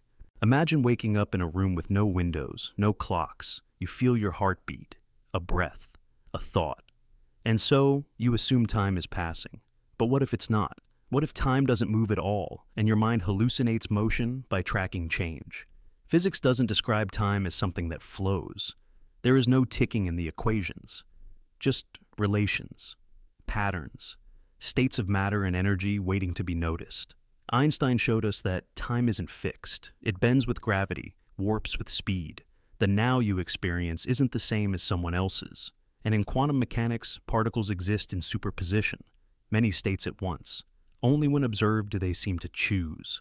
So what if the arrow of time is just perception stitching moments into a story? Like frames of a film projected onto the screen of consciousness, your mind plays the role of editor and director. Think of dreams.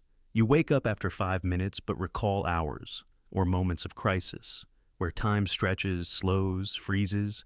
Time doesn't behave consistently because it isn't behaving at all. Your brain edits, compresses, rewrites. It adds order where none exists. You feel continuity, so you believe in flow. But maybe everything already exists, all at once. Past, present, future, stacked like pages in a book. You're not moving through time, you're flipping through awareness. The book doesn't change, only the reader does. Only the perspective gently, softly shifts. So when you say time is passing, are you sure it's time? Or just you changing, hallucinating order from chaos, painting stillness with motion? Maybe the river isn't flowing. Maybe you are the current, imagining direction in this eternal stillness. What if the sound of your own voice, the one you've trusted your whole life, is a lie? Imagine hearing a recording of yourself. It's jarring, strange, alien. That soft tone you believed was yours becomes nasal, sharp, unfamiliar. You cringe, not because it's bad, but because it's not you. At least, not the you that lives in your head. There's a reason this happens. When you speak, you don't just hear sound through the air. You hear it from inside. Vibrations echo through your skull, adding richness, warmth, and depth. That internal version feels personal, but recordings strip that away. They reveal what everyone else hears, a voice filtered through the world, not your bones. And that's the real voice, the objective one. This dissonance can be unsettling. It forces you to confront the gap between perception and reality. You might think you sound confident, calm, powerful, but your recording might say anxious, thin, unsure. It's not just sound, it's identity. Your voice is part of how you think you exist. So, when it changes even slightly, it shakes something deep. Voice recordings expose a strange truth. Your self-image is partly fiction, a curated internal projection of how you want to be heard. But the world hears another version, raw, detached, honest. That voice speaks for you when you're not around. It tells people who you are before you ever do. And that's the version that enters rooms, tells stories, makes memories. So, next time you hear yourself from the outside, remember, that foreign voice may be the realest version of you. Or maybe it's the version you've been avoiding all along. What if your awareness isn't a straight line, but a loop you don't recognize? You may have thought the same thought thousands of times, without noticing. Awareness can trap itself, circling around unresolved memories, fears, or ideas so subtly that each repetition feels new. But it's not. It's the same neural circuit replaying on an unconscious loop, disguised as fresh insight. Neuroscience reveals that ruminative thinking, where the brain replays a thought or worry without resolution, activates the same brain regions each time, reinforcing the pathway.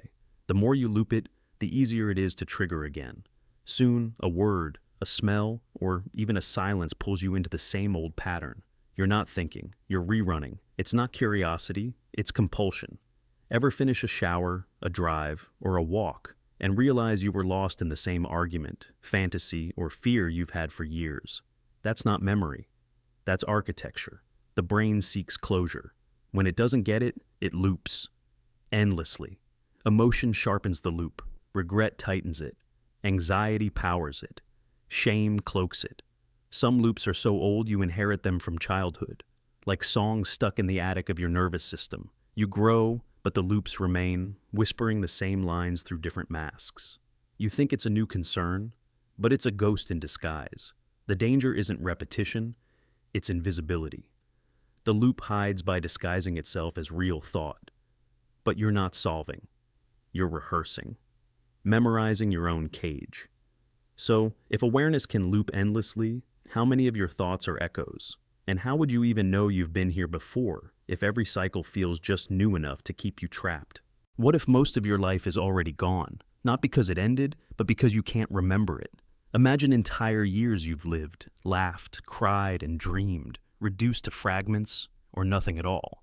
You've forgotten most of your childhood, most of last year. Even yesterday's quiet moments drift out of reach, not because they didn't matter, but because the brain is built to let them go to survive the overload.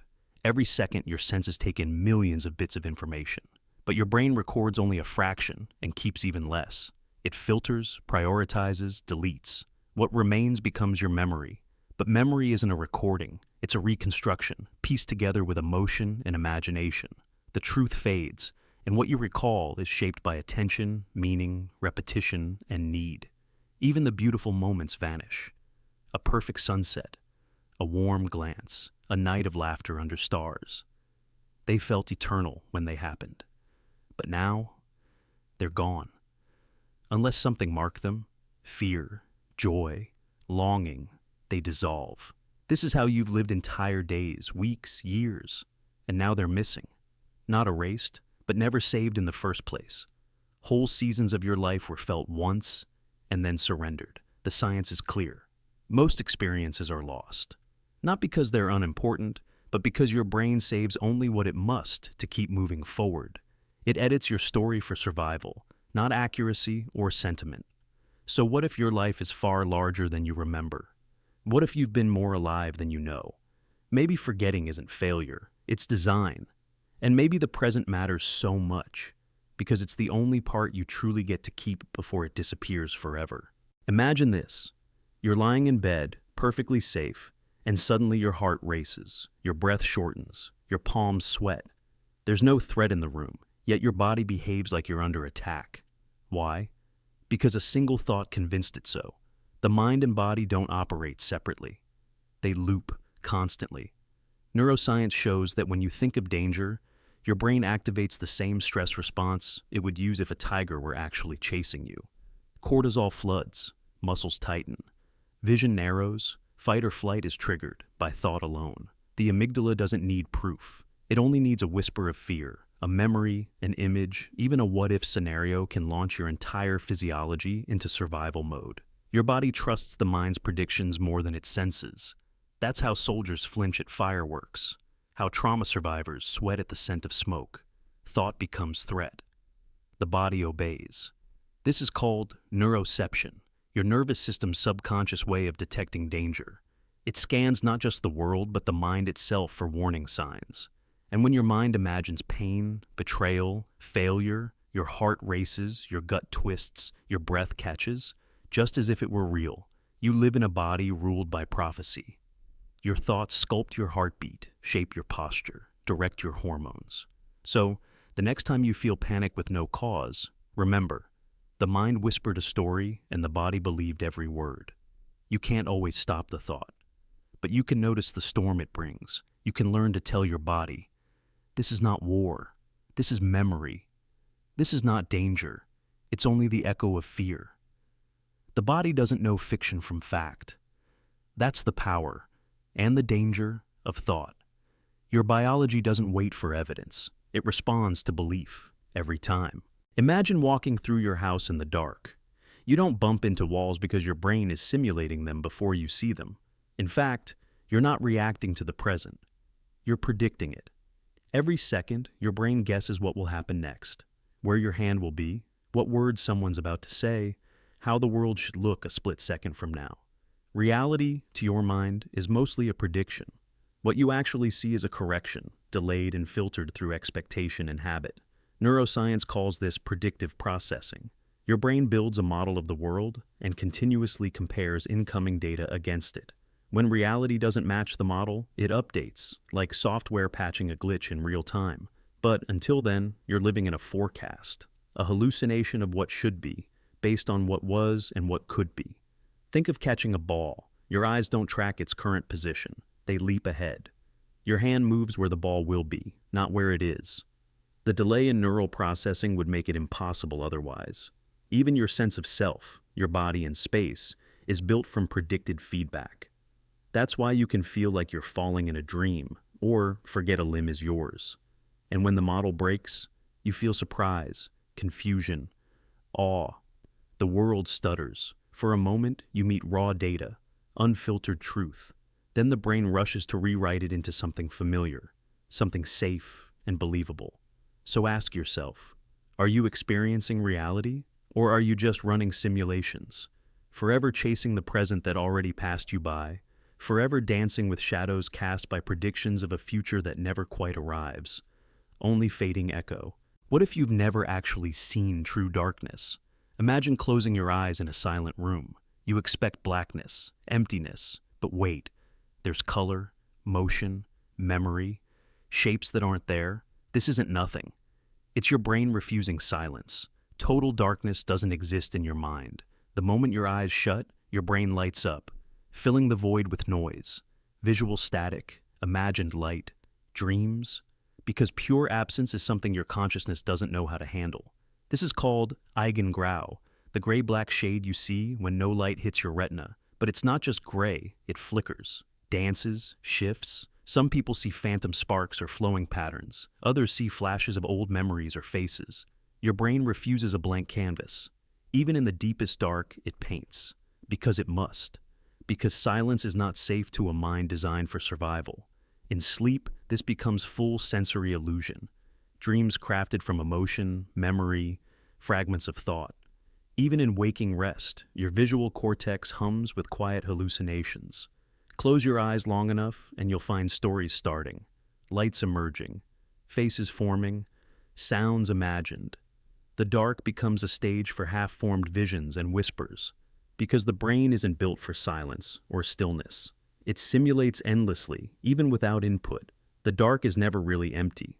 So the next time you close your eyes, realize what you're seeing isn't darkness. It's the mind refusing to accept emptiness. You don't see nothing. You see the echo of everything you've ever known, struggling to stay lit just a little longer. Your eyes may shut, but your mind never really lets the lights go out. Not completely. Not ever. What if forgetting isn't a flaw, but a feature? Your brain doesn't remember everything because it's not supposed to. Memory isn't a perfect archive. It's a survival tool. It decays by design. The mind forgets what doesn't serve your identity, your narrative, or your needs. You forget not to fail, but to move on. You forget not to erase the past, but to construct a future. Neuroscience shows that unused memories weaken over time through a process called synaptic pruning. The brain literally deletes connections that aren't reinforced. It's like clearing clutter from a desk to focus on what matters. Only the stories that support your sense of self tend to survive. The rest dissolve, quietly, purposefully, efficiently, like a janitor sweeping the halls of memory. Think about your earliest memory. Do you trust it? Or has it been edited, compressed, or replaced? Childhood blurs not because you were too young, but because your mind let go of what no longer fits the person you've become. Forgetting protects identity from contradiction. It hides the fragments that no longer belong. It's an editor that shapes your timeline. Emotion helps decide what stays. Trauma often sticks, burned into neural pathways. But even pain can fade when it no longer fits your story. That's not healing. That's reprogramming. Memory is plastic, flexible, editable, strategic. You remember what you rehearse, forget what you neglect.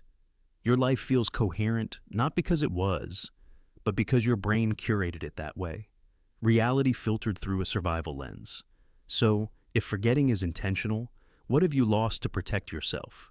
And what might return if your identity ever stepped aside? What if the world you see isn't the world that exists, but a version your brain edits for convenience? Right now, there are things in your vision you can't see, not because they're hidden, but because your brain chose to erase them. You have a literal blind spot in each eye where the optic nerve connects. No photoreceptors, no vision. Yet, you never notice it. Why? Because your brain fills in the gap with guesses, and you believe the lie without hesitation or doubt, accepting fiction as fact. And it doesn't stop there.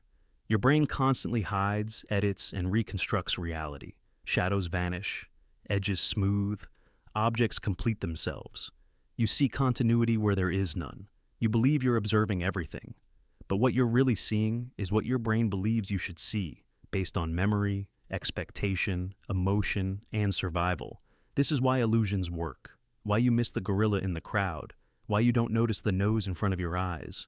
Your brain discards what it deems irrelevant. It rewrites your perception before you're even aware of it. It's not deception, it's efficiency. You'd be overwhelmed by raw data, so the brain gives you a simplified story instead. Even time can be bent. Your brain can make simultaneous events feel sequential. It can make slow moments stretch and entire hours collapse. You live in an edited film, not a live feed. A hallucination shaped by what you need, not what is. So what if reality is never truly seen, only rendered? What if your perception is a simulation, updated just enough to feel real? Maybe the world isn't lying to you. Maybe your brain is, because it thinks you can't handle the truth hidden beneath the edits. Imagine walking through your day thinking you're aware of your surroundings. But what if almost everything around you, sounds, sights, sensations, is being erased before it even reaches your awareness? Neuroscience reveals your brain receives over 11 million bits of sensory data every second. But your conscious mind can only process about 50. That's less than 1%. The rest? Filtered, deleted, silently ignored. Not because it's unimportant, but because your brain must protect you from drowning in noise. Vision is a perfect example. You don't see everything in your field of view. You see what your brain expects. Familiar shapes are filled in. Blanks are ignored. The blind spot in your eye, you never notice. Because your brain fakes the missing data. You live in a hallucinated version of what's actually there. Your ears do it too. They adapt quickly, muting sounds that repeat, highlighting what's novel. Ever stop hearing a fan until it turns off? That's filtering. Your brain assumes it's unimportant and deletes it from awareness. Even your sense of time is sculpted. Moments compress, stretch, or vanish entirely when you're distracted or overwhelmed. You think you remember reality, but really, you remember what your brain let through. So, when you think you're seeing the world, you're actually seeing a curated sample, a version edited for survival, not truth. You filter out 99% of reality. And what remains? Just enough to keep you functional, and just blind enough to feel certain you see it all. But what's hiding in the filtered-out fraction? Patterns you never noticed, sounds your mind erased, warnings and wonders lost in the noise. You never saw the full truth, only the version your brain allowed you to survive. Imagine juggling two conversations, replying to a text while watching a show. It feels like multitasking, but it's not. Your brain isn't doing two things at once. It's switching, rapidly, back and forth. Like a flashlight flickering between rooms, it can't illuminate both. And with each flick, something gets dropped. A detail, a thought, a thread. You don't notice it, but your brain loses fragments, tiny memory gaps that never return. Cognitive science calls this task switching. Each shift carries a cost. Your prefrontal cortex must disengage one neural pathway, activate another, then reorient. That takes time and energy. Milliseconds stack into seconds, seconds into confusion. Productivity drops. Error rates rise. You feel busy, but your mind is fractured, not focused, not flowing. MRI scans show the brain lights up differently when focused on one task versus bouncing between two. Blood flow, attention, even memory and coding change. And chronic switching reshapes your brain, training it to crave interruption. The more you split attention, the harder it becomes to go deep. You skim. You scroll. You forget why you opened the app or where you left your thoughts last. And when switching becomes a habit, stillness feels uncomfortable. Silence becomes noise. Your thoughts skip like scratched records. You lose the thread of yourself. Your memories fragment. Your mind never settles long enough to absorb meaning. Only motion and friction. So next time you think you're multitasking, ask, what have you already forgotten? What piece of you was left behind in the gap between tasks? What version of you was lost in the noise? And when was the last time you truly paid attention to anything? What if time doesn't move at the same pace for everyone, but bends based on how you feel? Imagine a single hour. In joy, it flies. In terror, it crawls. That's not just a feeling. Neuroscience proves it. Your perception of time is a construction, not a constant. Under stress, the amygdala floods your system with adrenaline, forcing the brain to track every detail. That flood of input stretches the moment, making seconds feel like minutes. That's why accidents feel long. Your mind records more frames, but joy? It does the opposite. In happiness, your brain filters less. It's relaxed, focused on flow. You take in fewer timestamps, so the event seems to vanish quickly. That's why your best memories blur. They weren't fully logged. The moments you want to last are the ones your brain records the least. Chronology is emotional, not mathematical. Trauma burns time into the body. Boredom expands minutes into hours. Nostalgia compresses decades into a flash. And anxiety distorts everything, trapping you between futures that haven't happened and pasts that won't change. Time feels broken not because the world speeds up, but because your perception does. Even aging itself feels different. A year to a child is a vast fraction of their life. To an adult, it's a blink. The more you've lived, the more time compresses. So, next time you say time flew or dragged, remember, you weren't wrong. Your brain is a clock made of emotion, and the timeline you live on isn't ruled by physics. It's carved by the weight of every feeling you've ever had. You don't just move through time, you shape it with every breath, thought, and heartbeat. And sometimes, time bends back to you. What if your memories aren't facts, but stories your brain tells to make sense of emotion? You don't remember truth, you remember interpretations, fiction shaped by feeling, not fact. Your mind isn't a camera, it's a novelist. It edits, exaggerates, erases. Every time you recall something, you don't retrieve a file. You rewrite the scene, shifting tone. Neuroscience shows that memory is reconstructive. When you remember, your brain rebuilds the event using fragments, emotion, and context. If your feelings change, the memory does too. That's why one moment can feel warm in nostalgia, or sharp in regret. The facts didn't shift. You did. The brain updates memories the same way it updates software, with patches based on your present. Studies reveal that eyewitnesses often misremember details, insert events that never happened, or shift timelines without realizing it. This isn't a glitch. It's human. Memory favors narrative over accuracy. It shapes coherence over chronology. It builds identity, not documentation. It doesn't want the real story. It wants the story that makes you make sense. Emotion is the ink. Sadness makes colors fade. Anger distorts faces. Joy blurs the hard edges. Your memories reflect not the world, but how the world felt at the time. It's not that the past lies, it just adapts. It bends to your emotional lens. Even the same memory recalled twice won't be identical. Each version bends with mood, context, and suggestion. By remembering, you change it. That's the paradox. Your mind protects you by rewriting you. So, if you don't remember what happened, you remember what mattered. How much of your past is true? And how much is just a feeling wearing the mask of fact? What if the pain you didn't speak still lives inside you, buried but not gone? Imagine emotions you never voiced, grief you never shared, anger you never released. The body doesn't forget. What the mind silences, the nervous system stores. And over time, those unspoken wounds become tension, illness, exhaustion. Pain without a name doesn't disappear. It hides in muscle, breath, posture, stillness, silence. Science backs this. Chronic stress, unresolved trauma, and even childhood neglect can alter your biology. The amygdala becomes hypervigilant. Cortisol floods your system. Muscles tighten. Nerves become raw. Your body braces for threats that no longer exist. And yet, it holds the shape of every blow it couldn't escape, every truth it wasn't allowed to scream. You feel it in your shoulders, your gut, your throat. You call it anxiety, fatigue, stiffness, but it's memory, somatic memory, etched in flesh.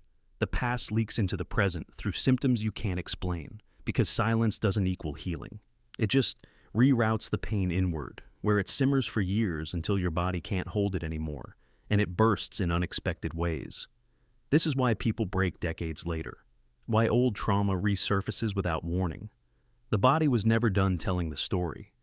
It was just waiting for permission, waiting for you to finally listen without flinching, without turning away. So what if healing isn't about forgetting, but about finally feeling what you avoided? What if your body already knows the truth, Because it's been holding it all along. Maybe the first step to freedom isn't fixing yourself, but listening to the pain you once silenced and letting it finally speak. Imagine every person you've ever met, every thought, every voice, every perspective wasn't separate, but a shard of the same awareness. One mind, billions of viewpoints, not copies, not simulations, just reflections of the same source. This isn't just philosophy. The idea appears across traditions. Vedanta, mysticism, even modern physics. What if consciousness isn't generated by the brain, but filtered through it? What if minds aren't created, but borrowed? Picture a vast ocean. Each wave thinks it's separate, but all of them are water. Your mind might be one crest among countless others, distinct for a moment, but always part of the same sea. That would mean when you speak to another person, you're talking to a version of yourself, wearing a different mask. Neuroscience still can't explain why consciousness exists, but if it's fundamental, like gravity or space, then perhaps it was never yours to begin with. Perhaps what you call you is just a temporary login to the universal system. It might explain why empathy exists, why emotions spread between people like signals on a shared network, why isolation feels unnatural, because division is the illusion. And when you dream or love or fear, you're not alone in it. You're part of a story told through many mouths, one awareness trying to understand itself from every angle, using every life. Not billions of minds, but one mind, exploring its own depth through billions of mirrors. Maybe death is not an ending, but a merge, a return to the source. And birth? Just another split in the mirror. If this is true, then every encounter is reunion, every goodbye is temporary, and every I is really us. Consciousness isn't owned, it's shared, worn like a mask, forgotten like a dream. Imagine walking into a crowded room, but the room is your mind, and every voice is yours. The inner child cries out for comfort. The inner critic snaps back with judgment. The protector urges caution. The dreamer whispers what could be. The rebel wants chaos. The planner wants control. You're not one voice. You're a chorus. And sometimes they argue. Sometimes they scream over each other until you forget who's leading. Neuroscience confirms what introspection hints at. The brain is not a unified self. It's a system of subsystems, modules evolved for different purposes. Emotional centers, logical reasoning, habit formation, trauma memory, they activate separately, often in conflict. One part says fight, another says flee, a third says freeze. And you stand in the middle, calling it confusion, wondering why you can't decide. In therapy, these are called parts. Internal family systems maps them like characters in a play. Wounded children, protective managers, exiled fears. Each part has a motive. Each speaks in thoughts, impulses, sudden feelings. That rush of guilt, that craving for safety, that voice that says you're not enough. They're not intrusions. They're echoes of who you were and who you're still becoming. Unfinished, evolving, alive. And the more you ignore one, the louder it becomes. Healing isn't silencing the voices. It's learning to listen, to ask, which part of me just spoke? Who am I defending? And who am I betraying? So the next time your thoughts collide, don't try to shut them out. Sit at the table, ask their names, because you are not one voice. You are a parliament, and every part just wants to be heard, to be seen, to be home again, together as one. What if the version of you telling this story is just that, a story? Imagine waking up with no memory, no name, no past. You'd feel lost, not because you're missing something, but because the self is something built, not something found. Neuroscience suggests your sense of I might not precede your experiences. It follows them. You act. You feel. Then your brain steps in, crafting a narrative to make it all seem continuous. Studies show your brain makes decisions milliseconds before you're aware of choosing. Movement begins, and only afterward do you rationalize it. I meant to do that. That story is identity. That voice echoing through your mind isn't the commander. It's the interpreter. It weaves your impulses into coherence, turning chaos into character. This means the self isn't fixed. It's retroactive. Every time you recall a memory, you rewrite it slightly. Every emotion is stitched into your timeline after the fact. You're not a soul steering a body. You're a story being told by one.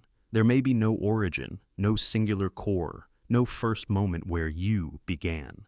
Your personality is a mosaic of remembered reactions, a biography written by someone who wasn't fully present. You remember events not as they were, but as your current self understands them, and that understanding shifts constantly.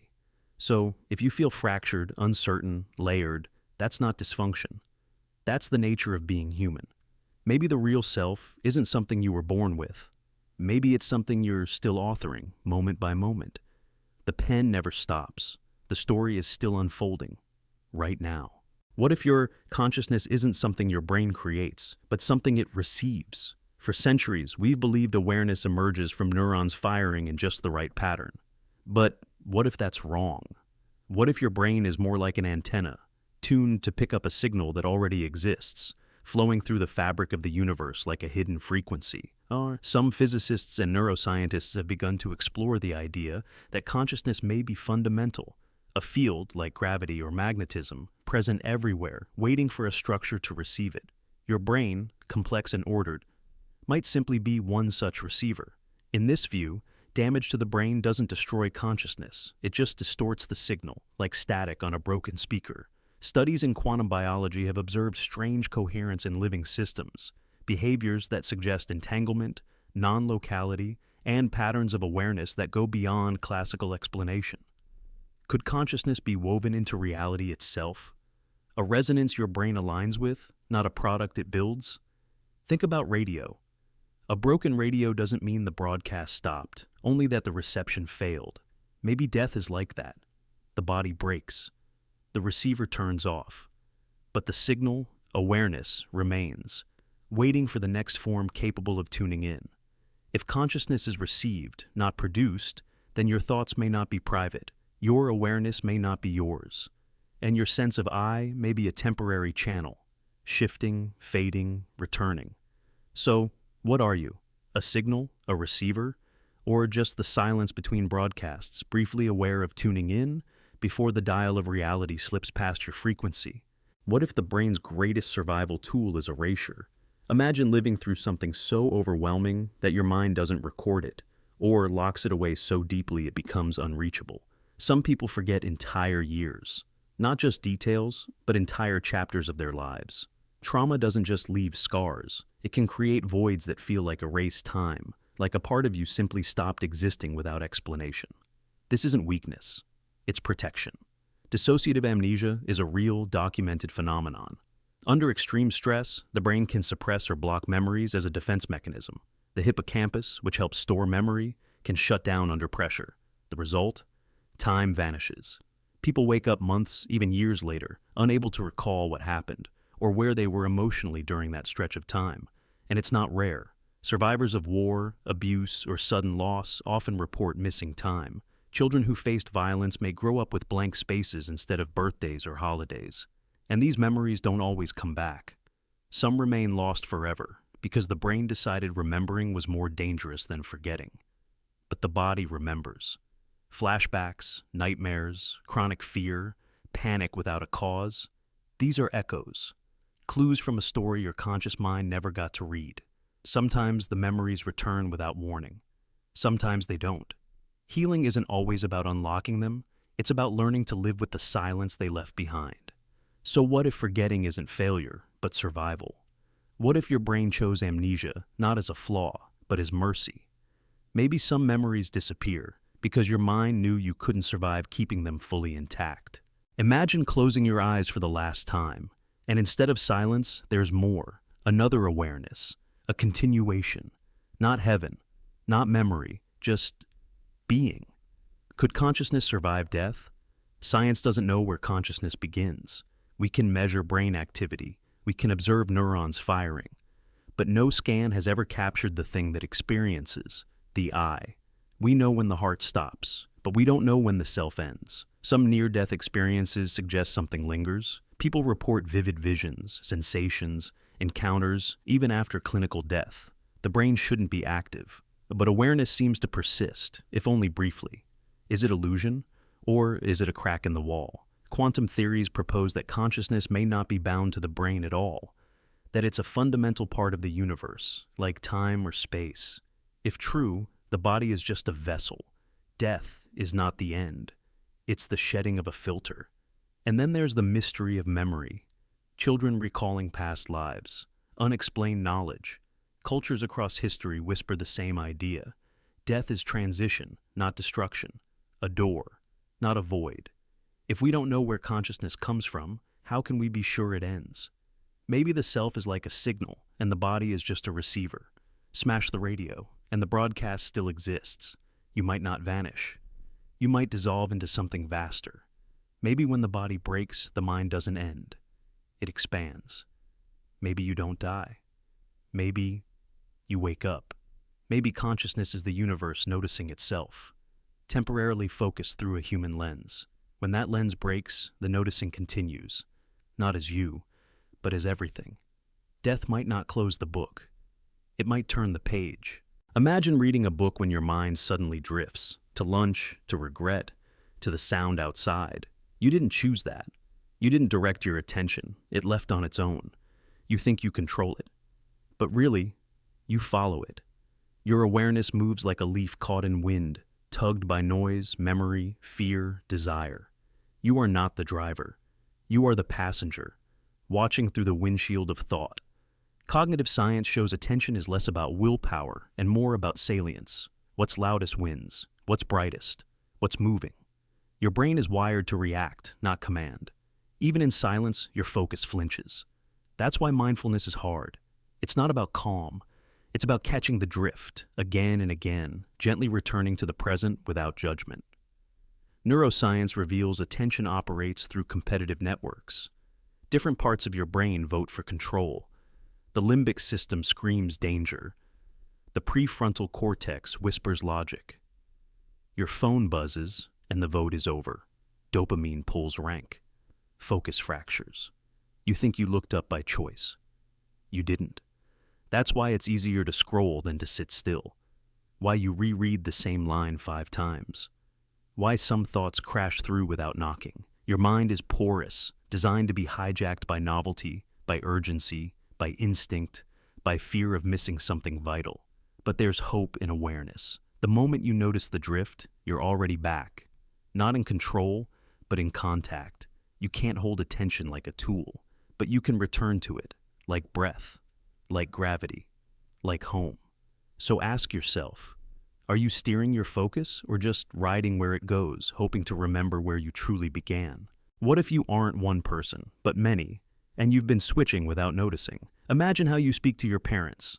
Now compare that to how you talk to strangers, or close friends, or lovers.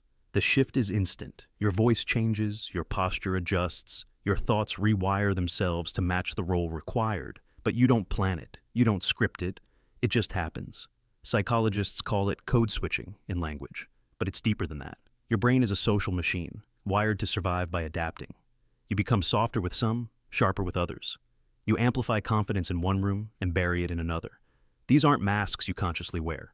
They're reflexes, emotional algorithms. You don't lie, you recalibrate. Your tone, your laughter, your silence, they all shift with context, like a musician changing key without thought. This doesn't mean you're fake, it means you're fluid. Identity isn't a statue, it's water. Your personality flows into the container of each moment. Some versions of you exist only in the presence of certain people. When they leave, so does that version, and it can feel like a piece of you disappeared. You're a shapeshifter, not because you're deceptive, but because you're deeply human. Roles are how we connect, protect, and survive. But sometimes, when you're finally alone, you hear nothing. And in that silence, you wonder, without an audience, who are you really? Maybe the truest version of you isn't any single role, but the space between them. The moment you stop performing and simply exist without expectation. In that stillness, maybe, you meet yourself, at last, whole, awake, real, here, honest. What if the self isn't permanent, but optional? There are moments, through meditation, extreme trauma, or near death, where the sense of I dissolves completely. You're still conscious, you're still aware, but there's no story, no name, no past. Just raw experience. The self can vanish. And when it does, the world doesn't fade. It becomes vivid, more real, less filtered. Meditation traditions for thousands of years have trained people to observe thoughts without identifying with them. With enough stillness, the ego slips. You stop being the voice in your head and become the space it echoes in. In these states, there's perception without personality, seeing without someone doing the seeing, just open awareness, still and unclaimed, a quiet purity that feels more real than thought. Near-death experiences often report the same thing, a floating sensation, dissolution of boundaries, no fear because there's no self left to fear. Consciousness persists, identity does not. You are the awareness that observes, not the persona that remembers. Neuroscience backs this up. fMRI scans show that in deep meditation, the default mode network, the region linked to self-referential thinking, goes quiet. That silence correlates with a sense of unity, timelessness, and freedom from identity. Not a void, a shift, a return to presence without label. You think you are your thoughts, memories, and preferences, but those can vanish, and awareness remains. So then, what are you really beneath it all? The mask? Or the silence behind it? The thoughts, or the witness watching thoughts rise, swirl, and pass? If the self can vanish, and yet you still exist, then who is experiencing when the you is gone? What if time doesn't flow? It stretches, snaps, collapses, and expands depending on your mind. In terror, time slows to a crawl. Every detail sharpens. Seconds stretch like minutes. In joy, time evaporates. Hours pass in what feels like moments.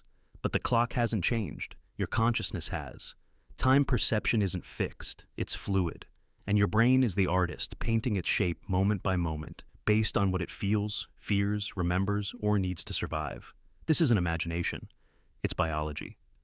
Under stress, the amygdala kicks in, boosting attention and encoding memory with greater intensity. You feel every second, like life is happening in slow motion. But in flow states, playing, dancing, creating, the brain quiets the inner narrator. Time passes unnoticed because you're immersed, not measuring. Consciousness determines the rhythm of time, not the ticking of the clock. Even age shifts perception. Remember how endless summers felt as a child? Now years vanish in a blink. That's not just nostalgia. It's because new experiences slow time down, while repetition speeds it up. The more routine your life becomes, the faster it slips past. Unnoticed, unlived, unremembered. And in trauma, time can distort completely. Survivors report minutes that feel eternal. Others forget entire hours. Consciousness fractures, and time collapses with it. So what if time isn't a constant, but a mirror, warped by emotion, bent by attention, shaped by awareness? Maybe time isn't something we move through. Maybe it's something we build. And maybe now is just the brain's best guess at where we are in a river we'll never fully see, but always feel flowing through us. Imagine all the lives being lived right now, billions of them, each one full of dreams, regrets, laughter, pain, and yours? Just one among them. In most versions of the future, no one will speak your name, no statue will rise, no book will be written. You will be forgotten. At first, that sounds tragic. We're taught to chase legacy, to leave a mark, to matter. But neuroscience shows that memory is fragile. Even the names of great leaders fade. Even family forgets. Within 3 generations, most people vanish from living memory entirely. And yet, you still smile today. You still hurt, loved, wondered. Those moments don't need witnesses to be real. A sunset doesn't fade because no one painted it. Your life doesn't lose value because it leaves no record. Cosmically, we are dust. Brief flashes in a vast void. But that's what makes your feelings more meaningful, not less. You dared to feel in the face of oblivion. You thought, even knowing no one might remember. You tried, even when time would erase it. There's freedom in letting go of the need to be remembered. You get to live instead of perform. You get to matter now, not later. To be fully present instead of endlessly curated. So yes, you are forgettable. But maybe that's the point. Maybe this moment is enough. Maybe meaning isn't found in permanence, but in presence. Maybe a quiet life, fully felt, is the loudest legacy you'll ever need. Think of all the unnoticed kindness, the unrecorded courage, the anonymous beauty that changed everything for someone, and then vanished. That's what you are. Not a monument, but a ripple. A brief pattern in the universe that stirred the stillness for a moment and moved on. And maybe, just maybe, that's more than enough. Imagine thinking you've moved on, turned a corner, become someone new, only to find yourself back in the same emotional room. Different wallpaper, same feeling. You don't remember choosing this loop, but you keep walking it. Patterns repeat. Pain returns. Faces change, but their impact echoes. Your life feels linear, but deep down, it spirals. Psychology calls this repetition compulsion. You relive old wounds, seeking resolution. You date familiar chaos. Choose the same roles. React the same way. Because the brain loves the known, even if it hurts, even if it's prison. Familiar pain feels safer than unfamiliar peace. You mistake the loop for destiny. You call it fate. You call it bad luck. Neuroscience shows neural pathways strengthen through repetition. Thoughts become grooves. Behavior becomes reflex. The more you act a certain way, the more your brain automates it. You're not choosing. You're rerunning scripts written years ago by people who may not even be alive anymore. You don't remember writing the lines, but you speak them fluently. You live inside a story rehearsed by past selves. Sometimes the loop is invisible until it snaps. A breakup that feels just like the last. A job that drains you the same way. A voice in your head that isn't yours. You ask, why does this always happen to me? But the loop is you, until it's not. Awareness is the crack in the circuit. When you notice the loop, you weaken its grip. You don't escape by force, you step aside. You pause. You respond, not react. You rewrite a line. You let go before it tightens. You reclaim the story. You choose. So ask yourself, is this the first time, or just the next turn in a life you've lived before? What if being awake didn't mean being aware? Imagine standing in a room, eyes wide open, and realizing you remember none of it. You moved, you breathed, but you weren't there. Because sometimes consciousness doesn't vanish, it freezes. Under extreme stress or trauma, your brain can hit a kind of emergency switch. Awareness doesn't shut off, it suspends. Like software pausing mid-execution, waiting for safety to return. This is called dissociation, and it's terrifyingly common. In moments of shock, accidents, abuse, overwhelming fear, your mind detaches. It stops recording. It stops responding. You become a witness without presence. It's not sleep. It's not unconsciousness. It's a freeze, a gap. And afterward, people say, I don't remember what happened, not because they're lying, but because there was no them to witness it. Soldiers report this in combat, abuse survivors in childhood, victims in accidents. It's a defense mechanism. If the moment is too unbearable, your mind steps away, leaves the body on autopilot. But something strange happens after. You question reality. You question time. Because what's life when pieces are missing? And here's the unsettling truth. This freeze can happen any time, not just in horror.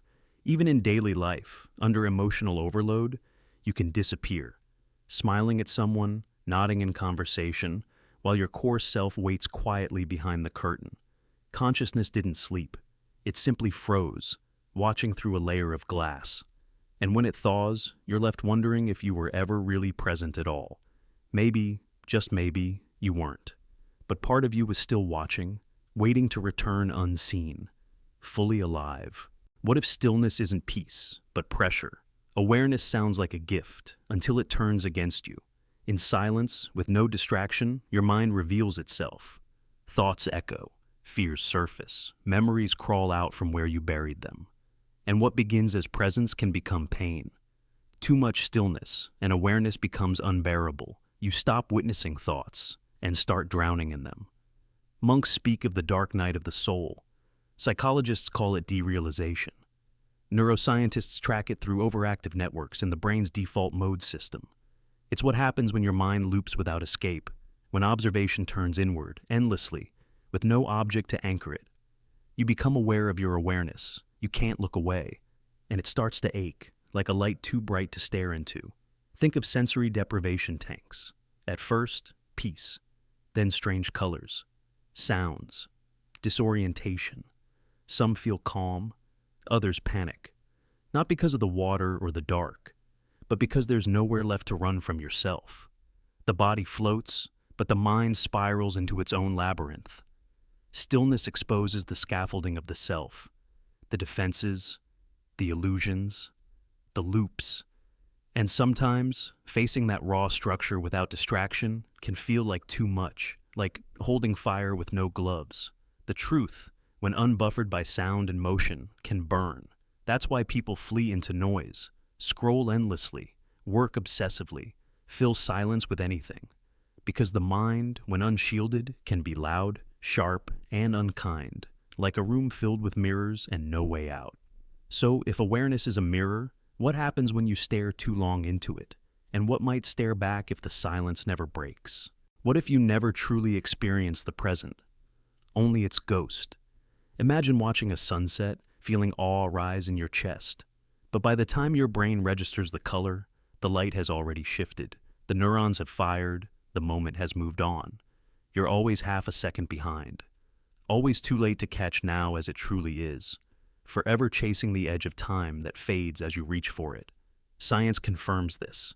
Your brain takes time to process input. Light hits the retina, sound reaches the ears, signals travel, get interpreted.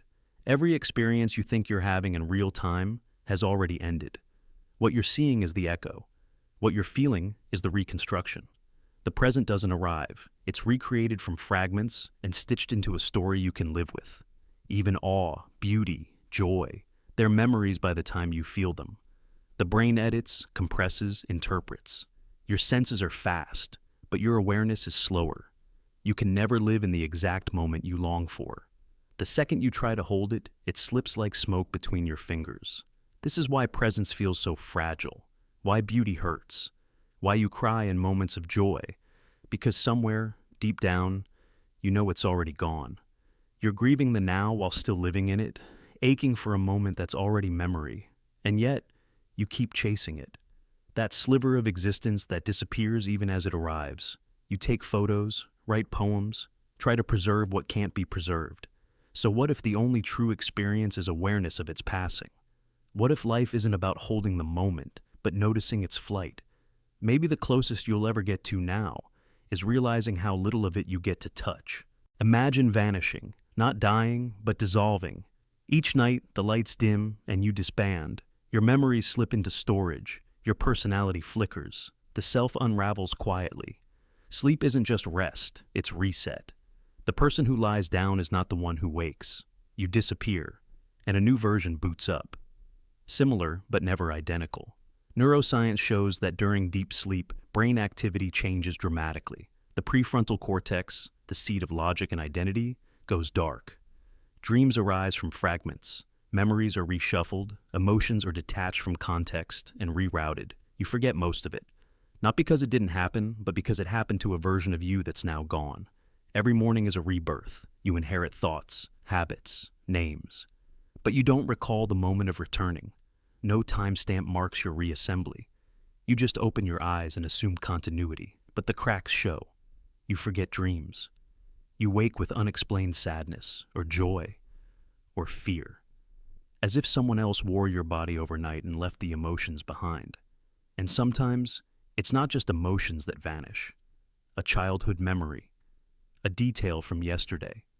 A version of you that felt permanent. Sleep took it. Scrubbed it clean. Not maliciously, but efficiently. Like pruning a tree. What remains is only what the system deemed worth keeping. You are an echo stitched together from previous versions. Your self is a ship rebuilt nightly in the dark. You wear continuity like a costume. You wake with stories half written and roles half remembered. Each dawn reboots the illusion. So ask yourself, who are you today that didn't exist last night? And what part of you slipped away while you were gone? What if your routine is quietly erasing you? Imagine waking each morning, brushing your teeth, scrolling the same feeds, drinking the same coffee, commuting the same roads. At first, this feels safe. But repetition isn't just structure, it's anesthesia. Your brain, designed for survival, begins filtering out what it deems unimportant.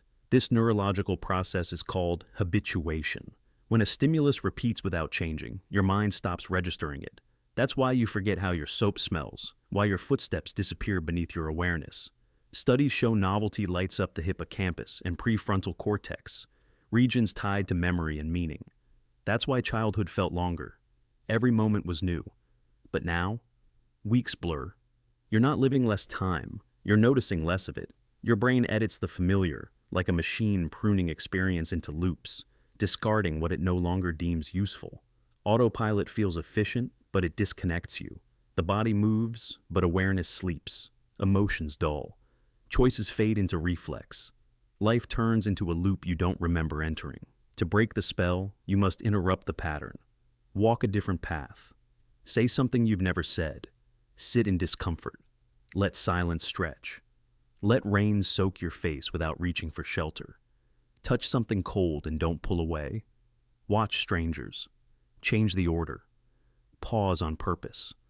Turn the light off and just feel. Because what you repeat becomes what you forget. And if you forget too much, you forget yourself. But presence can return. One unfamiliar breath at a time, you just have to notice that you were asleep and choose not to fall again. You were never meant to live on autopilot. Wake up before it all slips by unseen. What if you've never truly been alone? Not because someone's there, but because you act like someone is. Imagine standing still, completely by yourself, and yet, something inside you straightens, adjusts, performs. You rehearse words aloud, you look in mirrors, you feel watched, not by eyes, but by presence, invisible, constant, like your life is being observed, graded, recorded. But by what? Psychologists call it the imaginary audience, a mental construct born in adolescence where we believe someone is always judging us. But for some, it never fades. You feel it when you walk into a room, when you hesitate before speaking, when you smile at nothing, when you replay a moment not to remember, but to rewrite. You imagine a camera in the ceiling, a mirror that watches back. It's more than self-consciousness. It's a quiet surveillance, an internal stage where you're both actor and unseen audience. You perform when no one asks. You narrate thoughts as if someone's listening. You hold back tears as if they'd make someone else uncomfortable.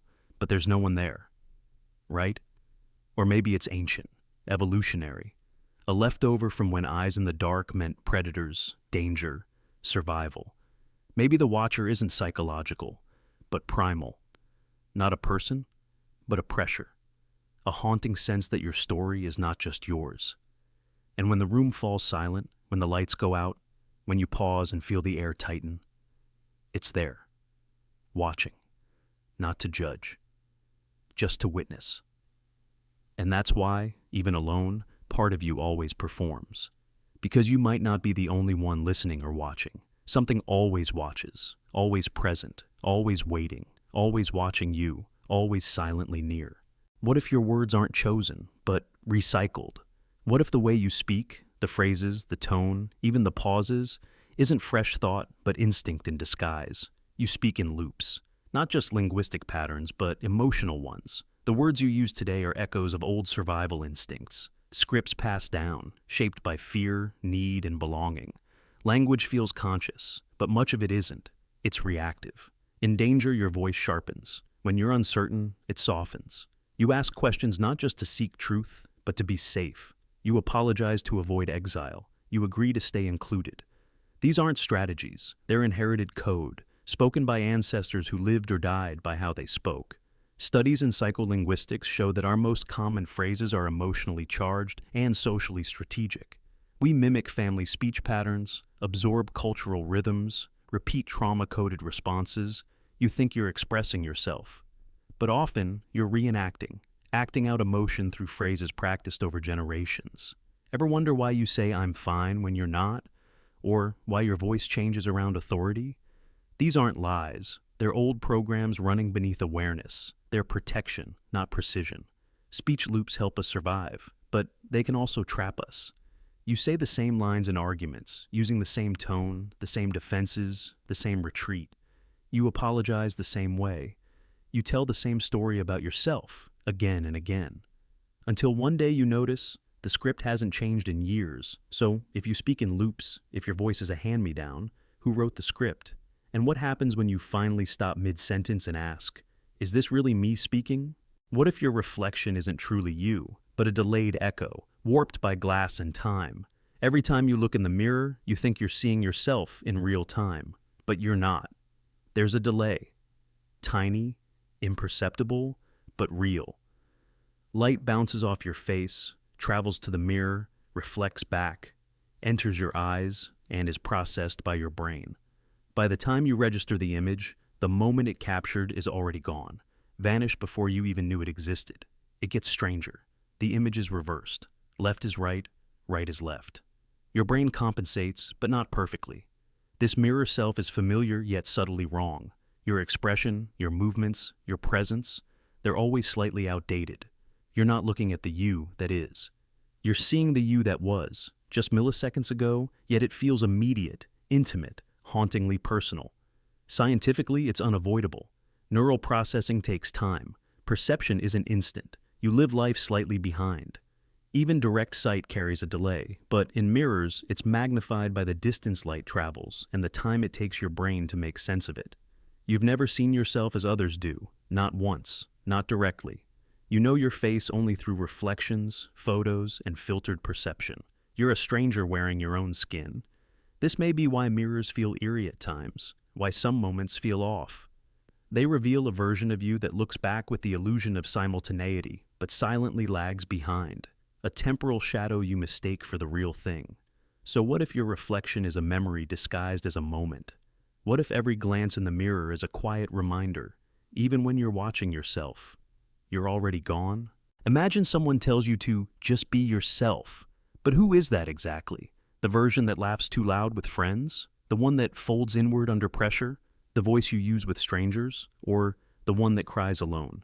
You don't have a single self. You have masks, roles, scripts shaped by moment and memory. You are not one thing. You are many performances stitched together. Psychology calls this the narrative self.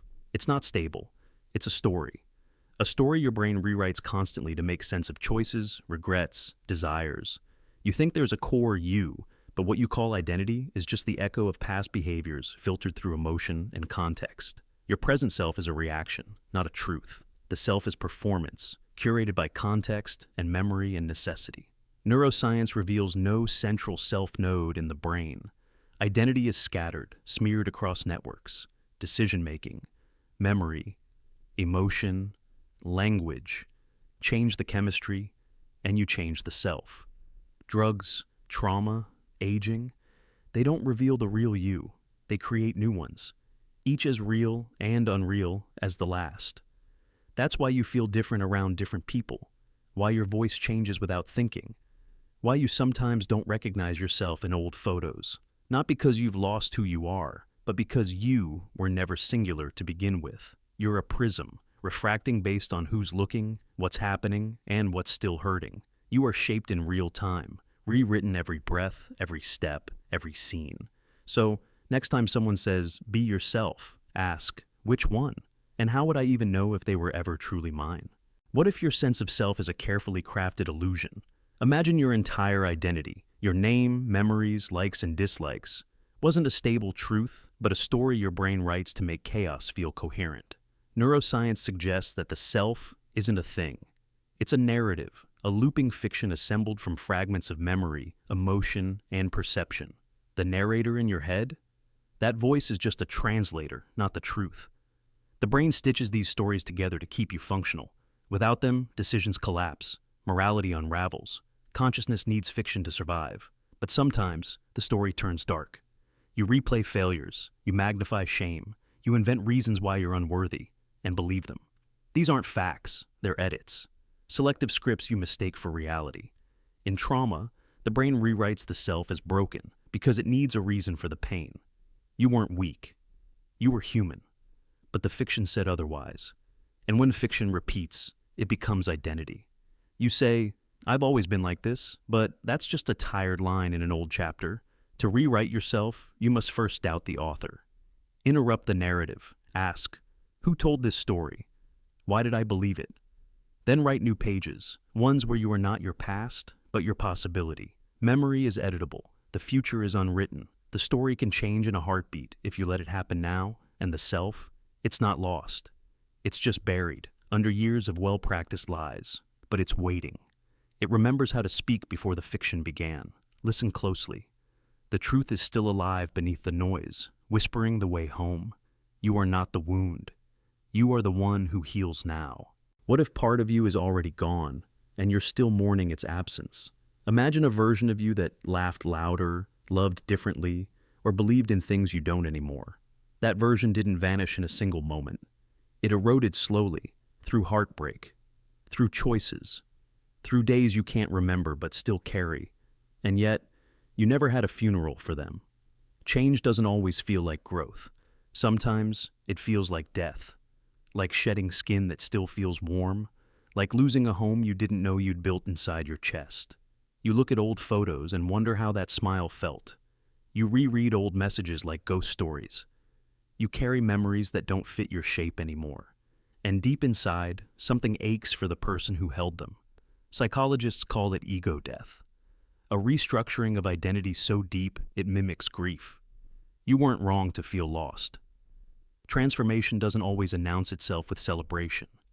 Often it arrives with silence, with confusion, with a version of you that wakes up and doesn't recognize the mirror. But maybe that's the point. Rebirth isn't loud. It's quiet, private, a solitary evolution. No applause, no audience, just you, slowly rebuilding from the ashes of what no longer fits. You didn't fail. You outgrew. And if you feel empty, it's because something sacred left to make space for something wiser. So grieve who you were. Then meet who you've become. They've been waiting. Maybe they always were, watching, quietly, with love. And when you're ready, they'll show you who you're becoming next, and you'll rise. What if awareness isn't liberation, but exposure? The more conscious you become, the more you notice the weight of reality. Pain sharpens, injustice becomes intolerable. Beauty becomes overwhelming. You stop drifting through life and start feeling every inch of it. And it hurts more. Not because the world changed, but because you stopped hiding from it. Most people think consciousness is clarity, but clarity doesn't mean comfort. To see clearly is to lose the filters, and the filters protected you. They dulled the grief, softened the absurdity, blurred the edges of mortality. Without them, everything cuts deeper. Even joy carries the ache of its own impermanence. You see the cracks in everything, and realize they were always there. Highly self-aware people often experience greater emotional sensitivity. Studies in cognitive science link increased introspection to anxiety, empathy, and existential dread. You see suffering where others look away. You question meaning where others accept routine. You carry stories that aren't yours because you can't ignore them. You can't pretend it's fine when it isn't. The curse of awareness is that you feel everything. The quiet despair behind a smile, the invisible tension in a room. That time is always running out. You can't unsee it. And pretending was how you survived. But awareness also deepens connection. It lets you see the full texture of another soul. It gives you words for what others can't describe. And in that raw, unfiltered place, you find something close to truth. Not comfort, but clarity. So, if awareness hurts more deeply, would you give it up to feel less? Or do you endure the pain, hoping it means you're finally awake? What if silence isn't peace, but a mirror? Imagine sitting still, no distractions, no noise. At first it feels calm, but then something stirs. Old memories, lingering fears, regrets you thought were gone.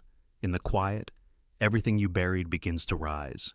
Stillness becomes a spotlight, and there's nowhere left to hide from yourself, no mask left to wear. You fill your life with motion for a reason. Work, screens, noise, chatter, endless scrolling. Activity is armor. Busyness protects you from what lives underneath. The moment you stop, the moment your mind has space to breathe, the shadows rush in. Because they were never gone. You just drown them in distraction, hoping they disappear into background noise. Neuroscience shows this too. When external stimuli drop, the brain's default mode network lights up. That's the part responsible for memory, self-reflection, and emotion. It replays the past. It drags up the unresolved. It whispers the things you've tried not to hear. It reminds you who you really are when no one's watching, when no performance is left. This is why silence can feel unbearable. Why some people panic when alone. The horror isn't in the quiet, it's in what the quiet reveals. Stillness doesn't create your darkness. It only removes the noise that was hiding it, layer by fragile layer. But maybe that's not a curse. Maybe it's a chance, because you can't heal what you refuse to face.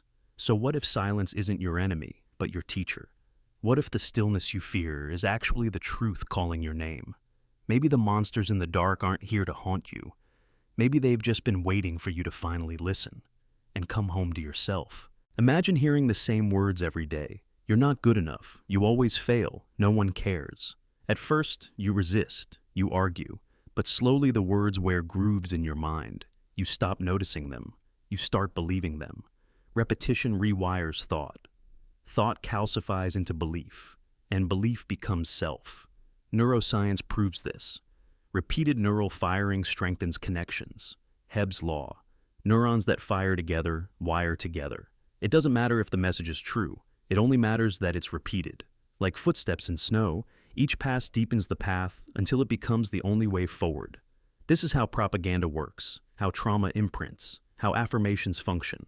It's not logic, it's loops. You are programmable not because you're weak, but because your brain is efficient. It automates what it hears most often. That's survival, that's learning. But it's also danger. Belief is not a reflection. It's an installation shaped by rhythm, pain, and repetition. Because the voice repeating in your head may not be yours. It could be a parent, a bully, a stranger, an algorithm. And if you don't interrupt the pattern, it becomes your identity. You say, "This is just who I am." But it's not. It's who you became under repetition. The good news? It works both ways. New thoughts, repeated with intention, can build new beliefs. You can rewire the path. Not easily, not quickly, but definitely. The mind is plastic. The code can change. So, ask yourself, what script are you running? Who programmed it? And when will you decide to rewrite it? Line by line, thought by thought, self by self. What if your mind was never built to tell the truth? Imagine waking up, thinking you understand your world, your past, yourself, and realizing every moment is filtered, distorted, reshaped by a brain that cares more about survival than accuracy. Every sense you trust is edited. Your eyes have blind spots. Your brain fills them in. You don't see reality. You see a prediction. Even memories, those sacred anchors, are fragile reconstructions, rewritten each time you recall them. Cognitive biases warp judgment. You notice information that agrees with your beliefs and discard what doesn't. You remember what hurt more vividly than what healed. Faces blur, conversations distort, and yet you trust your thoughts as truth. But thought is a performance, a trick of pattern recognition dressed as certainty. The voice in your head, it's not a prophet, it's just noise your brain learned to follow. Why? Because absolute truth is overwhelming, so the mind lies gently. It simplifies. It hides complexity behind narrative. It warps time when you're afraid. It stretches joy too thin to grasp. It protects you by distorting the very thing you depend on, your perception. You're not broken. You're built this way. But awareness is the first exit. If you can't trust your thoughts, you must watch them. Gently, curiously. Ask what they're hiding, what they're trying to protect. And sometimes, the lie isn't cruel. It's a shield.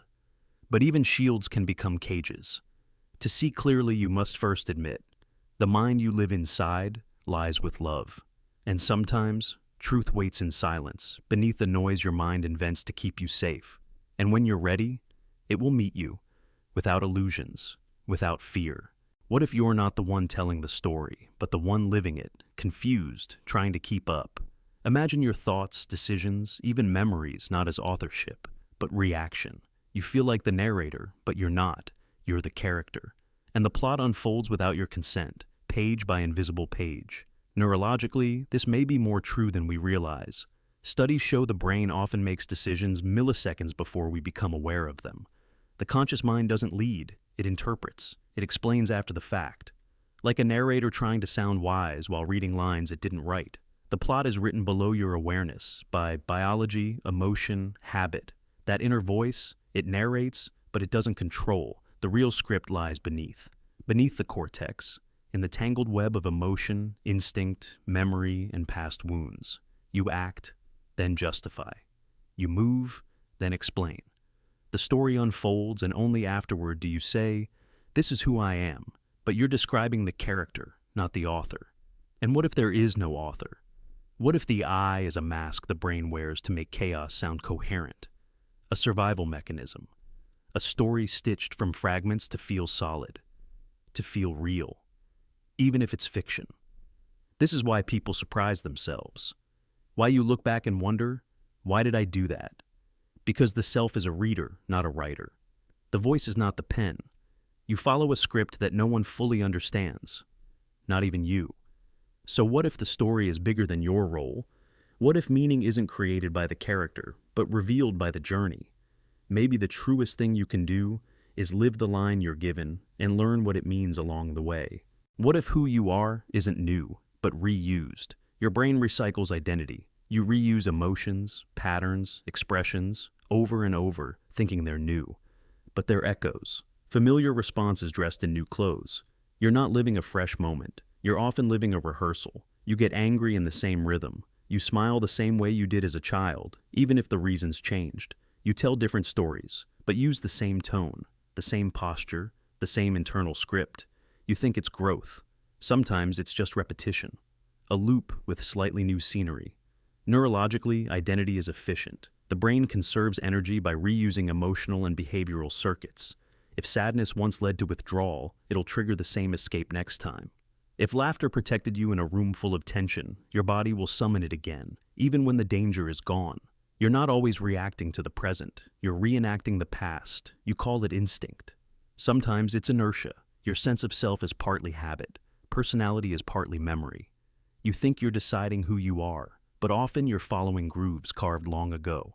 Neuroplasticity means you can change, but it also means the path you travel most becomes the easiest to return to. You speak yourself fluently, forgetting it's a language you didn't choose. This is why you feel stuck, why you fall into the same moods, react the same way, sabotage yourself with patterns you thought you outgrew. You haven't failed. You've just been looping, repeating memorized lines you didn't choose. So, if your brain recycles identity, who are you beneath the reflex? And what might you become if you broke the pattern on purpose?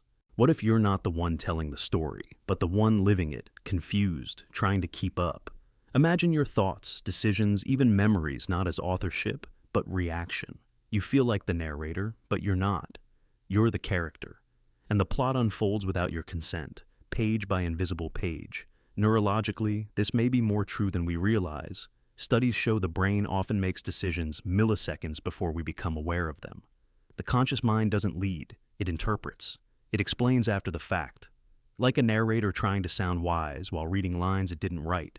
The plot is written below your awareness, by biology, emotion, habit. That inner voice, it narrates, but it doesn't control. The real script lies beneath the cortex, in the tangled web of emotion, instinct, memory, and past wounds. You act, then justify. You move, then explain. The story unfolds, and only afterward do you say, "This is who I am." But you're describing the character, not the author. And what if there is no author? What if the I is a mask the brain wears to make chaos sound coherent? A survival mechanism. A story stitched from fragments to feel solid, to feel real, even if it's fiction. This is why people surprise themselves. Why you look back and wonder, why did I do that? Because the self is a reader, not a writer. The voice is not the pen. You follow a script that no one fully understands, not even you. So what if the story is bigger than your role? What if meaning isn't created by the character, but revealed by the journey? Maybe the truest thing you can do is live the line you're given and learn what it means along the way. Imagine staring into a mirror and realizing you've never truly seen your own eyes. Not directly, only as reflections, images, shadows, the one part of your body most associated with truth, identity, and soul, forever out of reach. You can't look through them. You can only look out. Philosophers call this the observer's paradox. You are both the viewer and the viewed, but never at the same time. Your eyes are portals, not portraits, and while others peer into them, search them for meaning, emotion, intent, you remain on the inside, blind to how they truly appear. Neuroscience confirms this disconnect.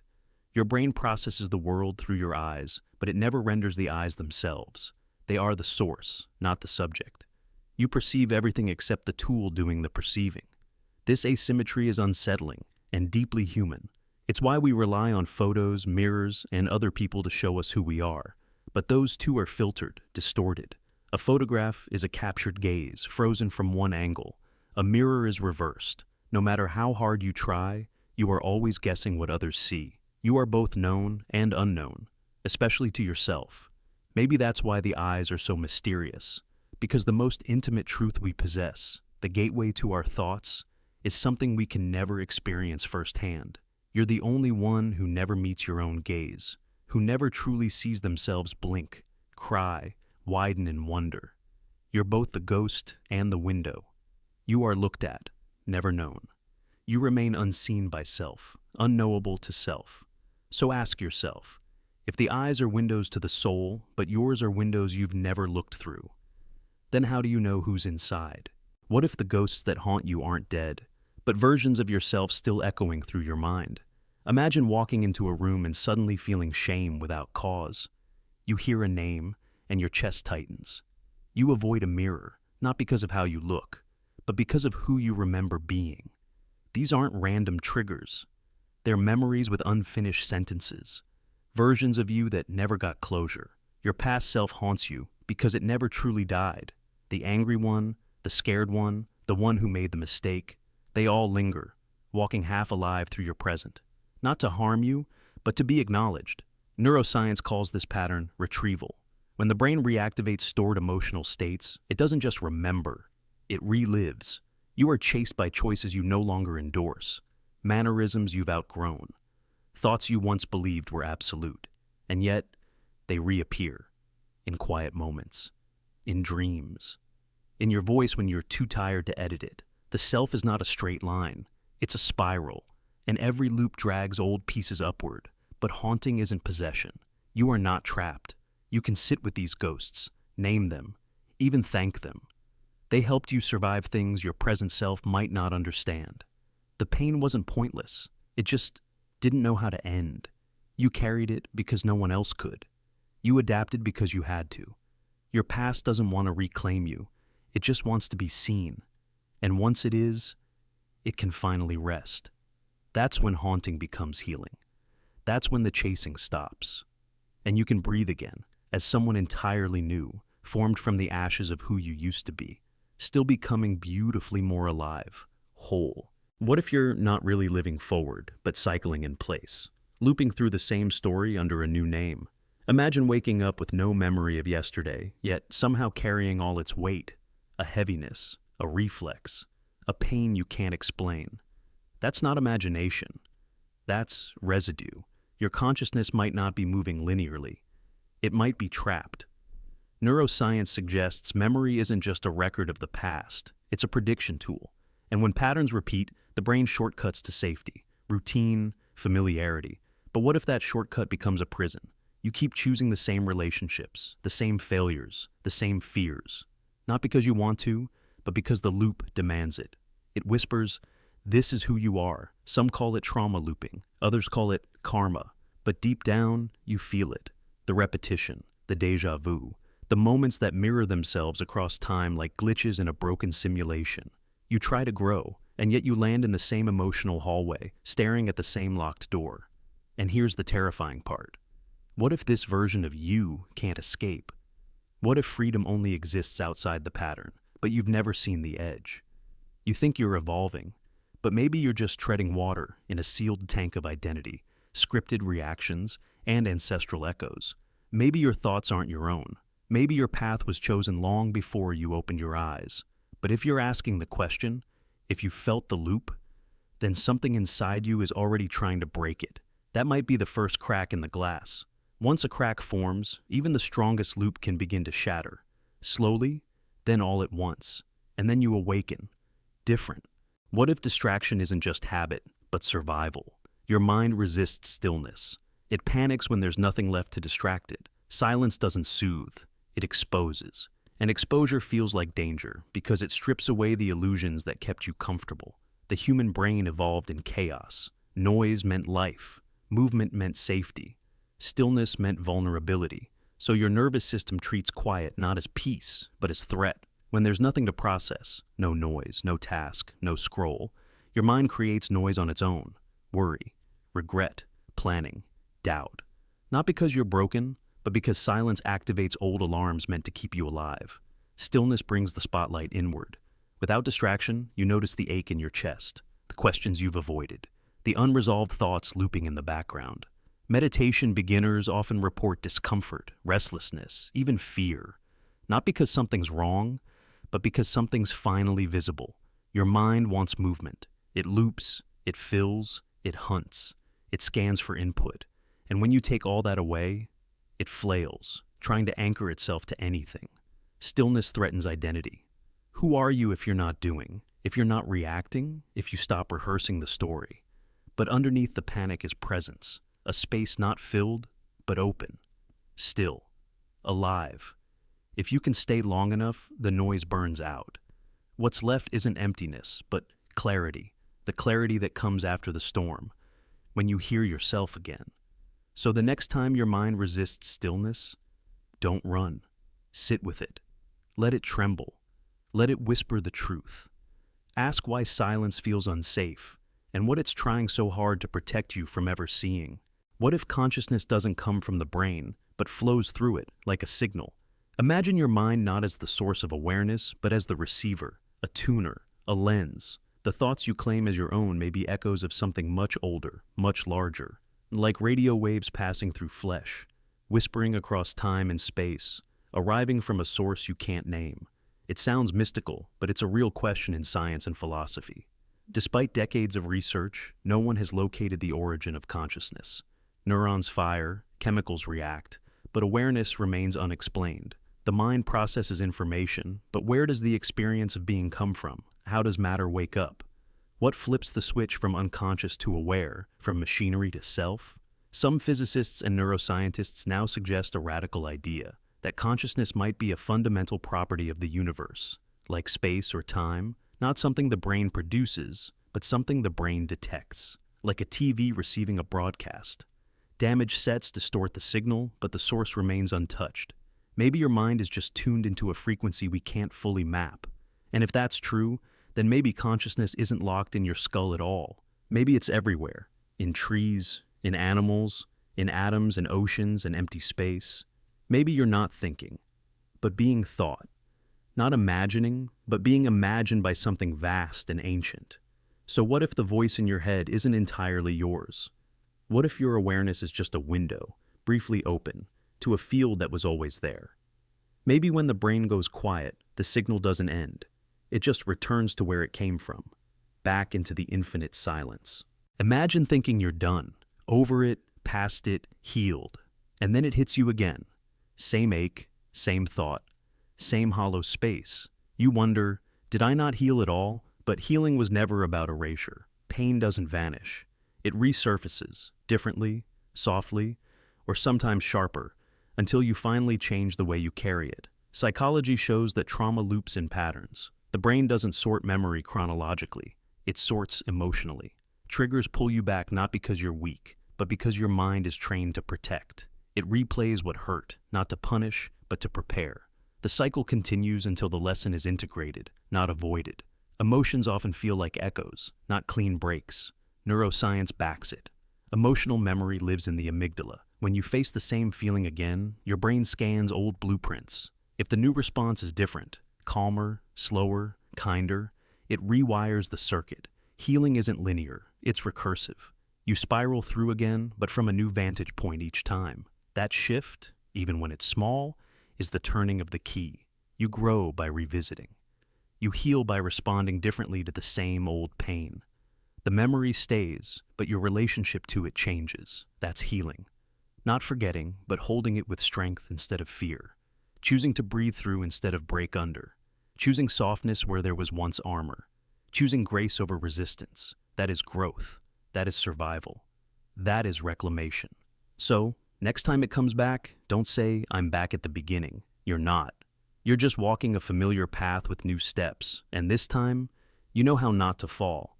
What if forgetting isn't an accident, but a quiet survival mechanism? Imagine drifting far from your old life, changing cities, routines, people, and one day, you realize you don't remember the sound of your own laughter. You forget the way you stood in photos. You read an old message and don't recognize the person who wrote it. This isn't just memory loss, it's erosion. It's identity unraveling under the weight of silence. Neuroscience shows that memories need repetition to survive. Without it, synapses weaken.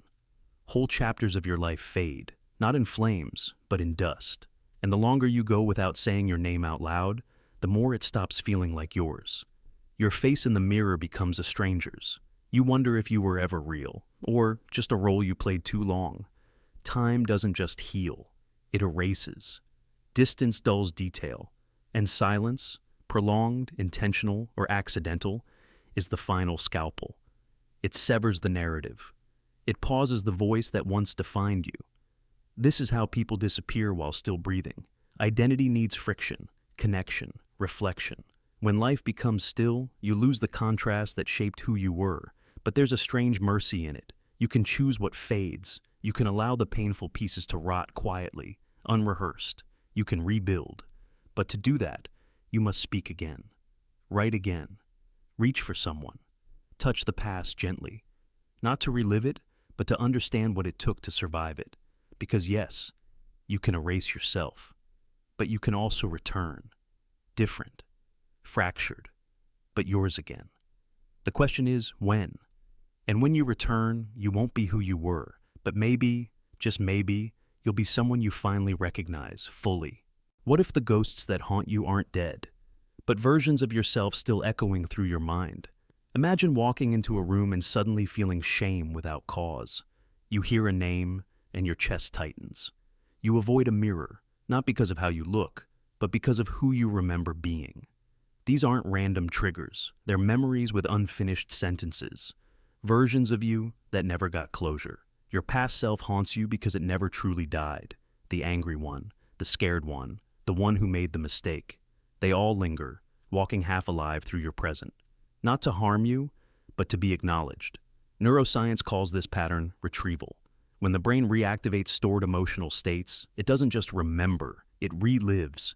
You are chased by choices you no longer endorse, mannerisms you've outgrown, thoughts you once believed were absolute, and yet they reappear. In quiet moments, in dreams, in your voice when you're too tired to edit it. The self is not a straight line, it's a spiral, and every loop drags old pieces upward. But haunting isn't possession. You are not trapped. You can sit with these ghosts, name them, even thank them. They helped you survive things your present self might not understand. The pain wasn't pointless. It just didn't know how to end. You carried it because no one else could. You adapted because you had to. Your past doesn't want to reclaim you. It just wants to be seen, and once it is, it can finally rest.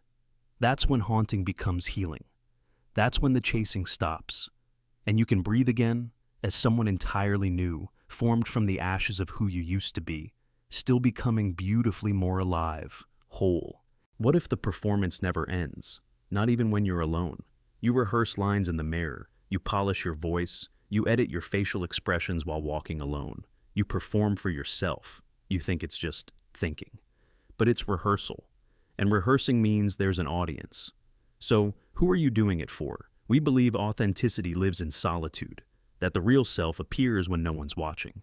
But even in silence, you curate. You play out future arguments. Imagine reactions. Rehearse comebacks. The observer in your mind watches it all, sometimes judging, sometimes narrating, always there, always measuring you against some internal standard you never fully chose. Psychologists call it the imaginary audience, a leftover mechanism from adolescence that never fully disappears. It's the internalized other, a voice that watches, critiques, compares. You dress for it, speak to it, apologize to it. You imagine praise, fear humiliation, feel shame alone in a room. Not because someone is watching, but because someone might. Even memories are edited performances. You revise how things happened, not just to tell better stories, but to be better in them. Your own history becomes a stage. Your future? A script you keep rewriting before anyone sees it. You perform for a version of yourself that's always watching. A ghost in the wings, draped in expectation and stitched from memory. And sometimes, the performance gets so good, so natural, that you forget it was ever a performance at all. So, next time you catch yourself adjusting your posture when no one's around, Pause for one long breath. The show didn't stop. You just forgot who you were trying to impress. What if the self you protect so fiercely is just a story told inside your head? Imagine stripping away your name, your job, your memories, your beliefs. What's left? When you peel away every identity, habit, opinion, role, desire, and emotion, there's nothing you can point to and say, "This is me." And yet, you still breathe. You still exist. Something remains. Neuroscience suggests the self is not a singular thing, but a process. The brain constructs identity like a puzzle made of memory, language, emotion, and prediction. But if you search for the I behind the thoughts, you find nothing solid. There's no core, no fixed point, just perception, unfolding moment by moment, held together by stories. This is the default mode network at work, a region that spins your internal monologue. But when it goes quiet, like during deep meditation, psychedelic states, or near-death experiences, people report something strange: silence. Not emptiness, but awareness without a narrator, consciousness without a script, just presence, just being, just breath, unclaimed and continuous. Eastern philosophies have long said the self is an illusion, a mask built from attachment and memory. And modern science is beginning to agree. You are not the roles you play. You are the space they pass through. You are the witness, the breath behind the thought, the awareness behind the dream. So what if this emptiness isn't a loss, but freedom?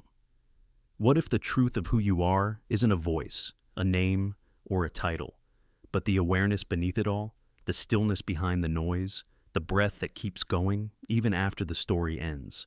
Maybe the real you begins where the illusion ends, and silence speaks. Imagine a second passes. It's gone. Another follows, and it's gone too. You don't notice the loss because it's constant, quiet, invisible. But every tick is a version of you disintegrating. You are not just aging. You are vanishing, piece by piece, memory by memory. Your brain doesn't record everything. In fact, it erases most of it. Studies show that over 99% of your life is forgotten. Not because it's unimportant, but because it wasn't marked by meaning, danger, or emotion. You lived it, and then it vanished. Think about yesterday. Can you recall what you thought at noon? What you smelled at 2:37 p.m.? What your fingers felt brushing past a doorway? These things happened. You were there, but they're gone now, buried under the illusion of a continuous self. The truth is, your consciousness is stitched from fragments. Neuroscience calls this experience sampling. Our minds take snapshots, fleeting and flawed. The rest is darkness. You assume you were present, but you weren't, not fully. Attention is narrow, memory is selective. And the seconds you're in now, they're already becoming echoes. You are not a solid being. You are a passing signal, a wave collapsing into the past. Every laugh, blink, breath is lost unless anchored. But even anchors fade. Time doesn't steal you all at once. It erodes you gently. Identity isn't carved in stone. It's scribbled in disappearing ink. Moments vanish, and you go with them, quietly, invisibly. That's the price of memory, of motion, of being conscious at all. So ask yourself, how much of your life are you actually living, and how much has already disappeared, unnoticed? What if you were never truly here? Imagine your whole life unfolding like a film, one scene after another, while something behind your eyes only watches. Not lives, not chooses, just observes. You remember your past, but not how you arrived inside it. You move your hands, but don't recall commanding them. You speak, and sometimes feel like you're listening to someone else.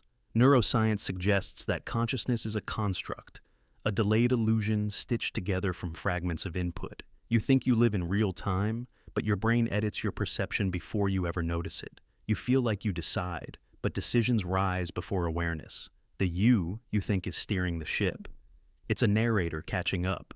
So, if consciousness is illusion, who's been dreaming your life this whole time? Who felt the heartbreak, the laughter, the burning shame? Is it all just a simulation built for survival? Are you a passenger in your own mind, a puppet animated by memory and instinct? You wake up each day assuming continuity, that you are the same person who slept. But what if you aren't? What if that self dissolved the moment sleep came, and what returned is only a resemblance, a version, a shadow of the one before?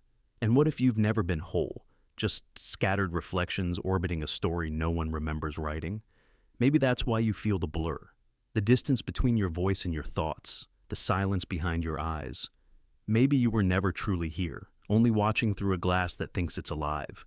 And maybe that glass has started to crack, trembling under the weight. And if that's true, then the question becomes, are you the dream or the dreamer waking up?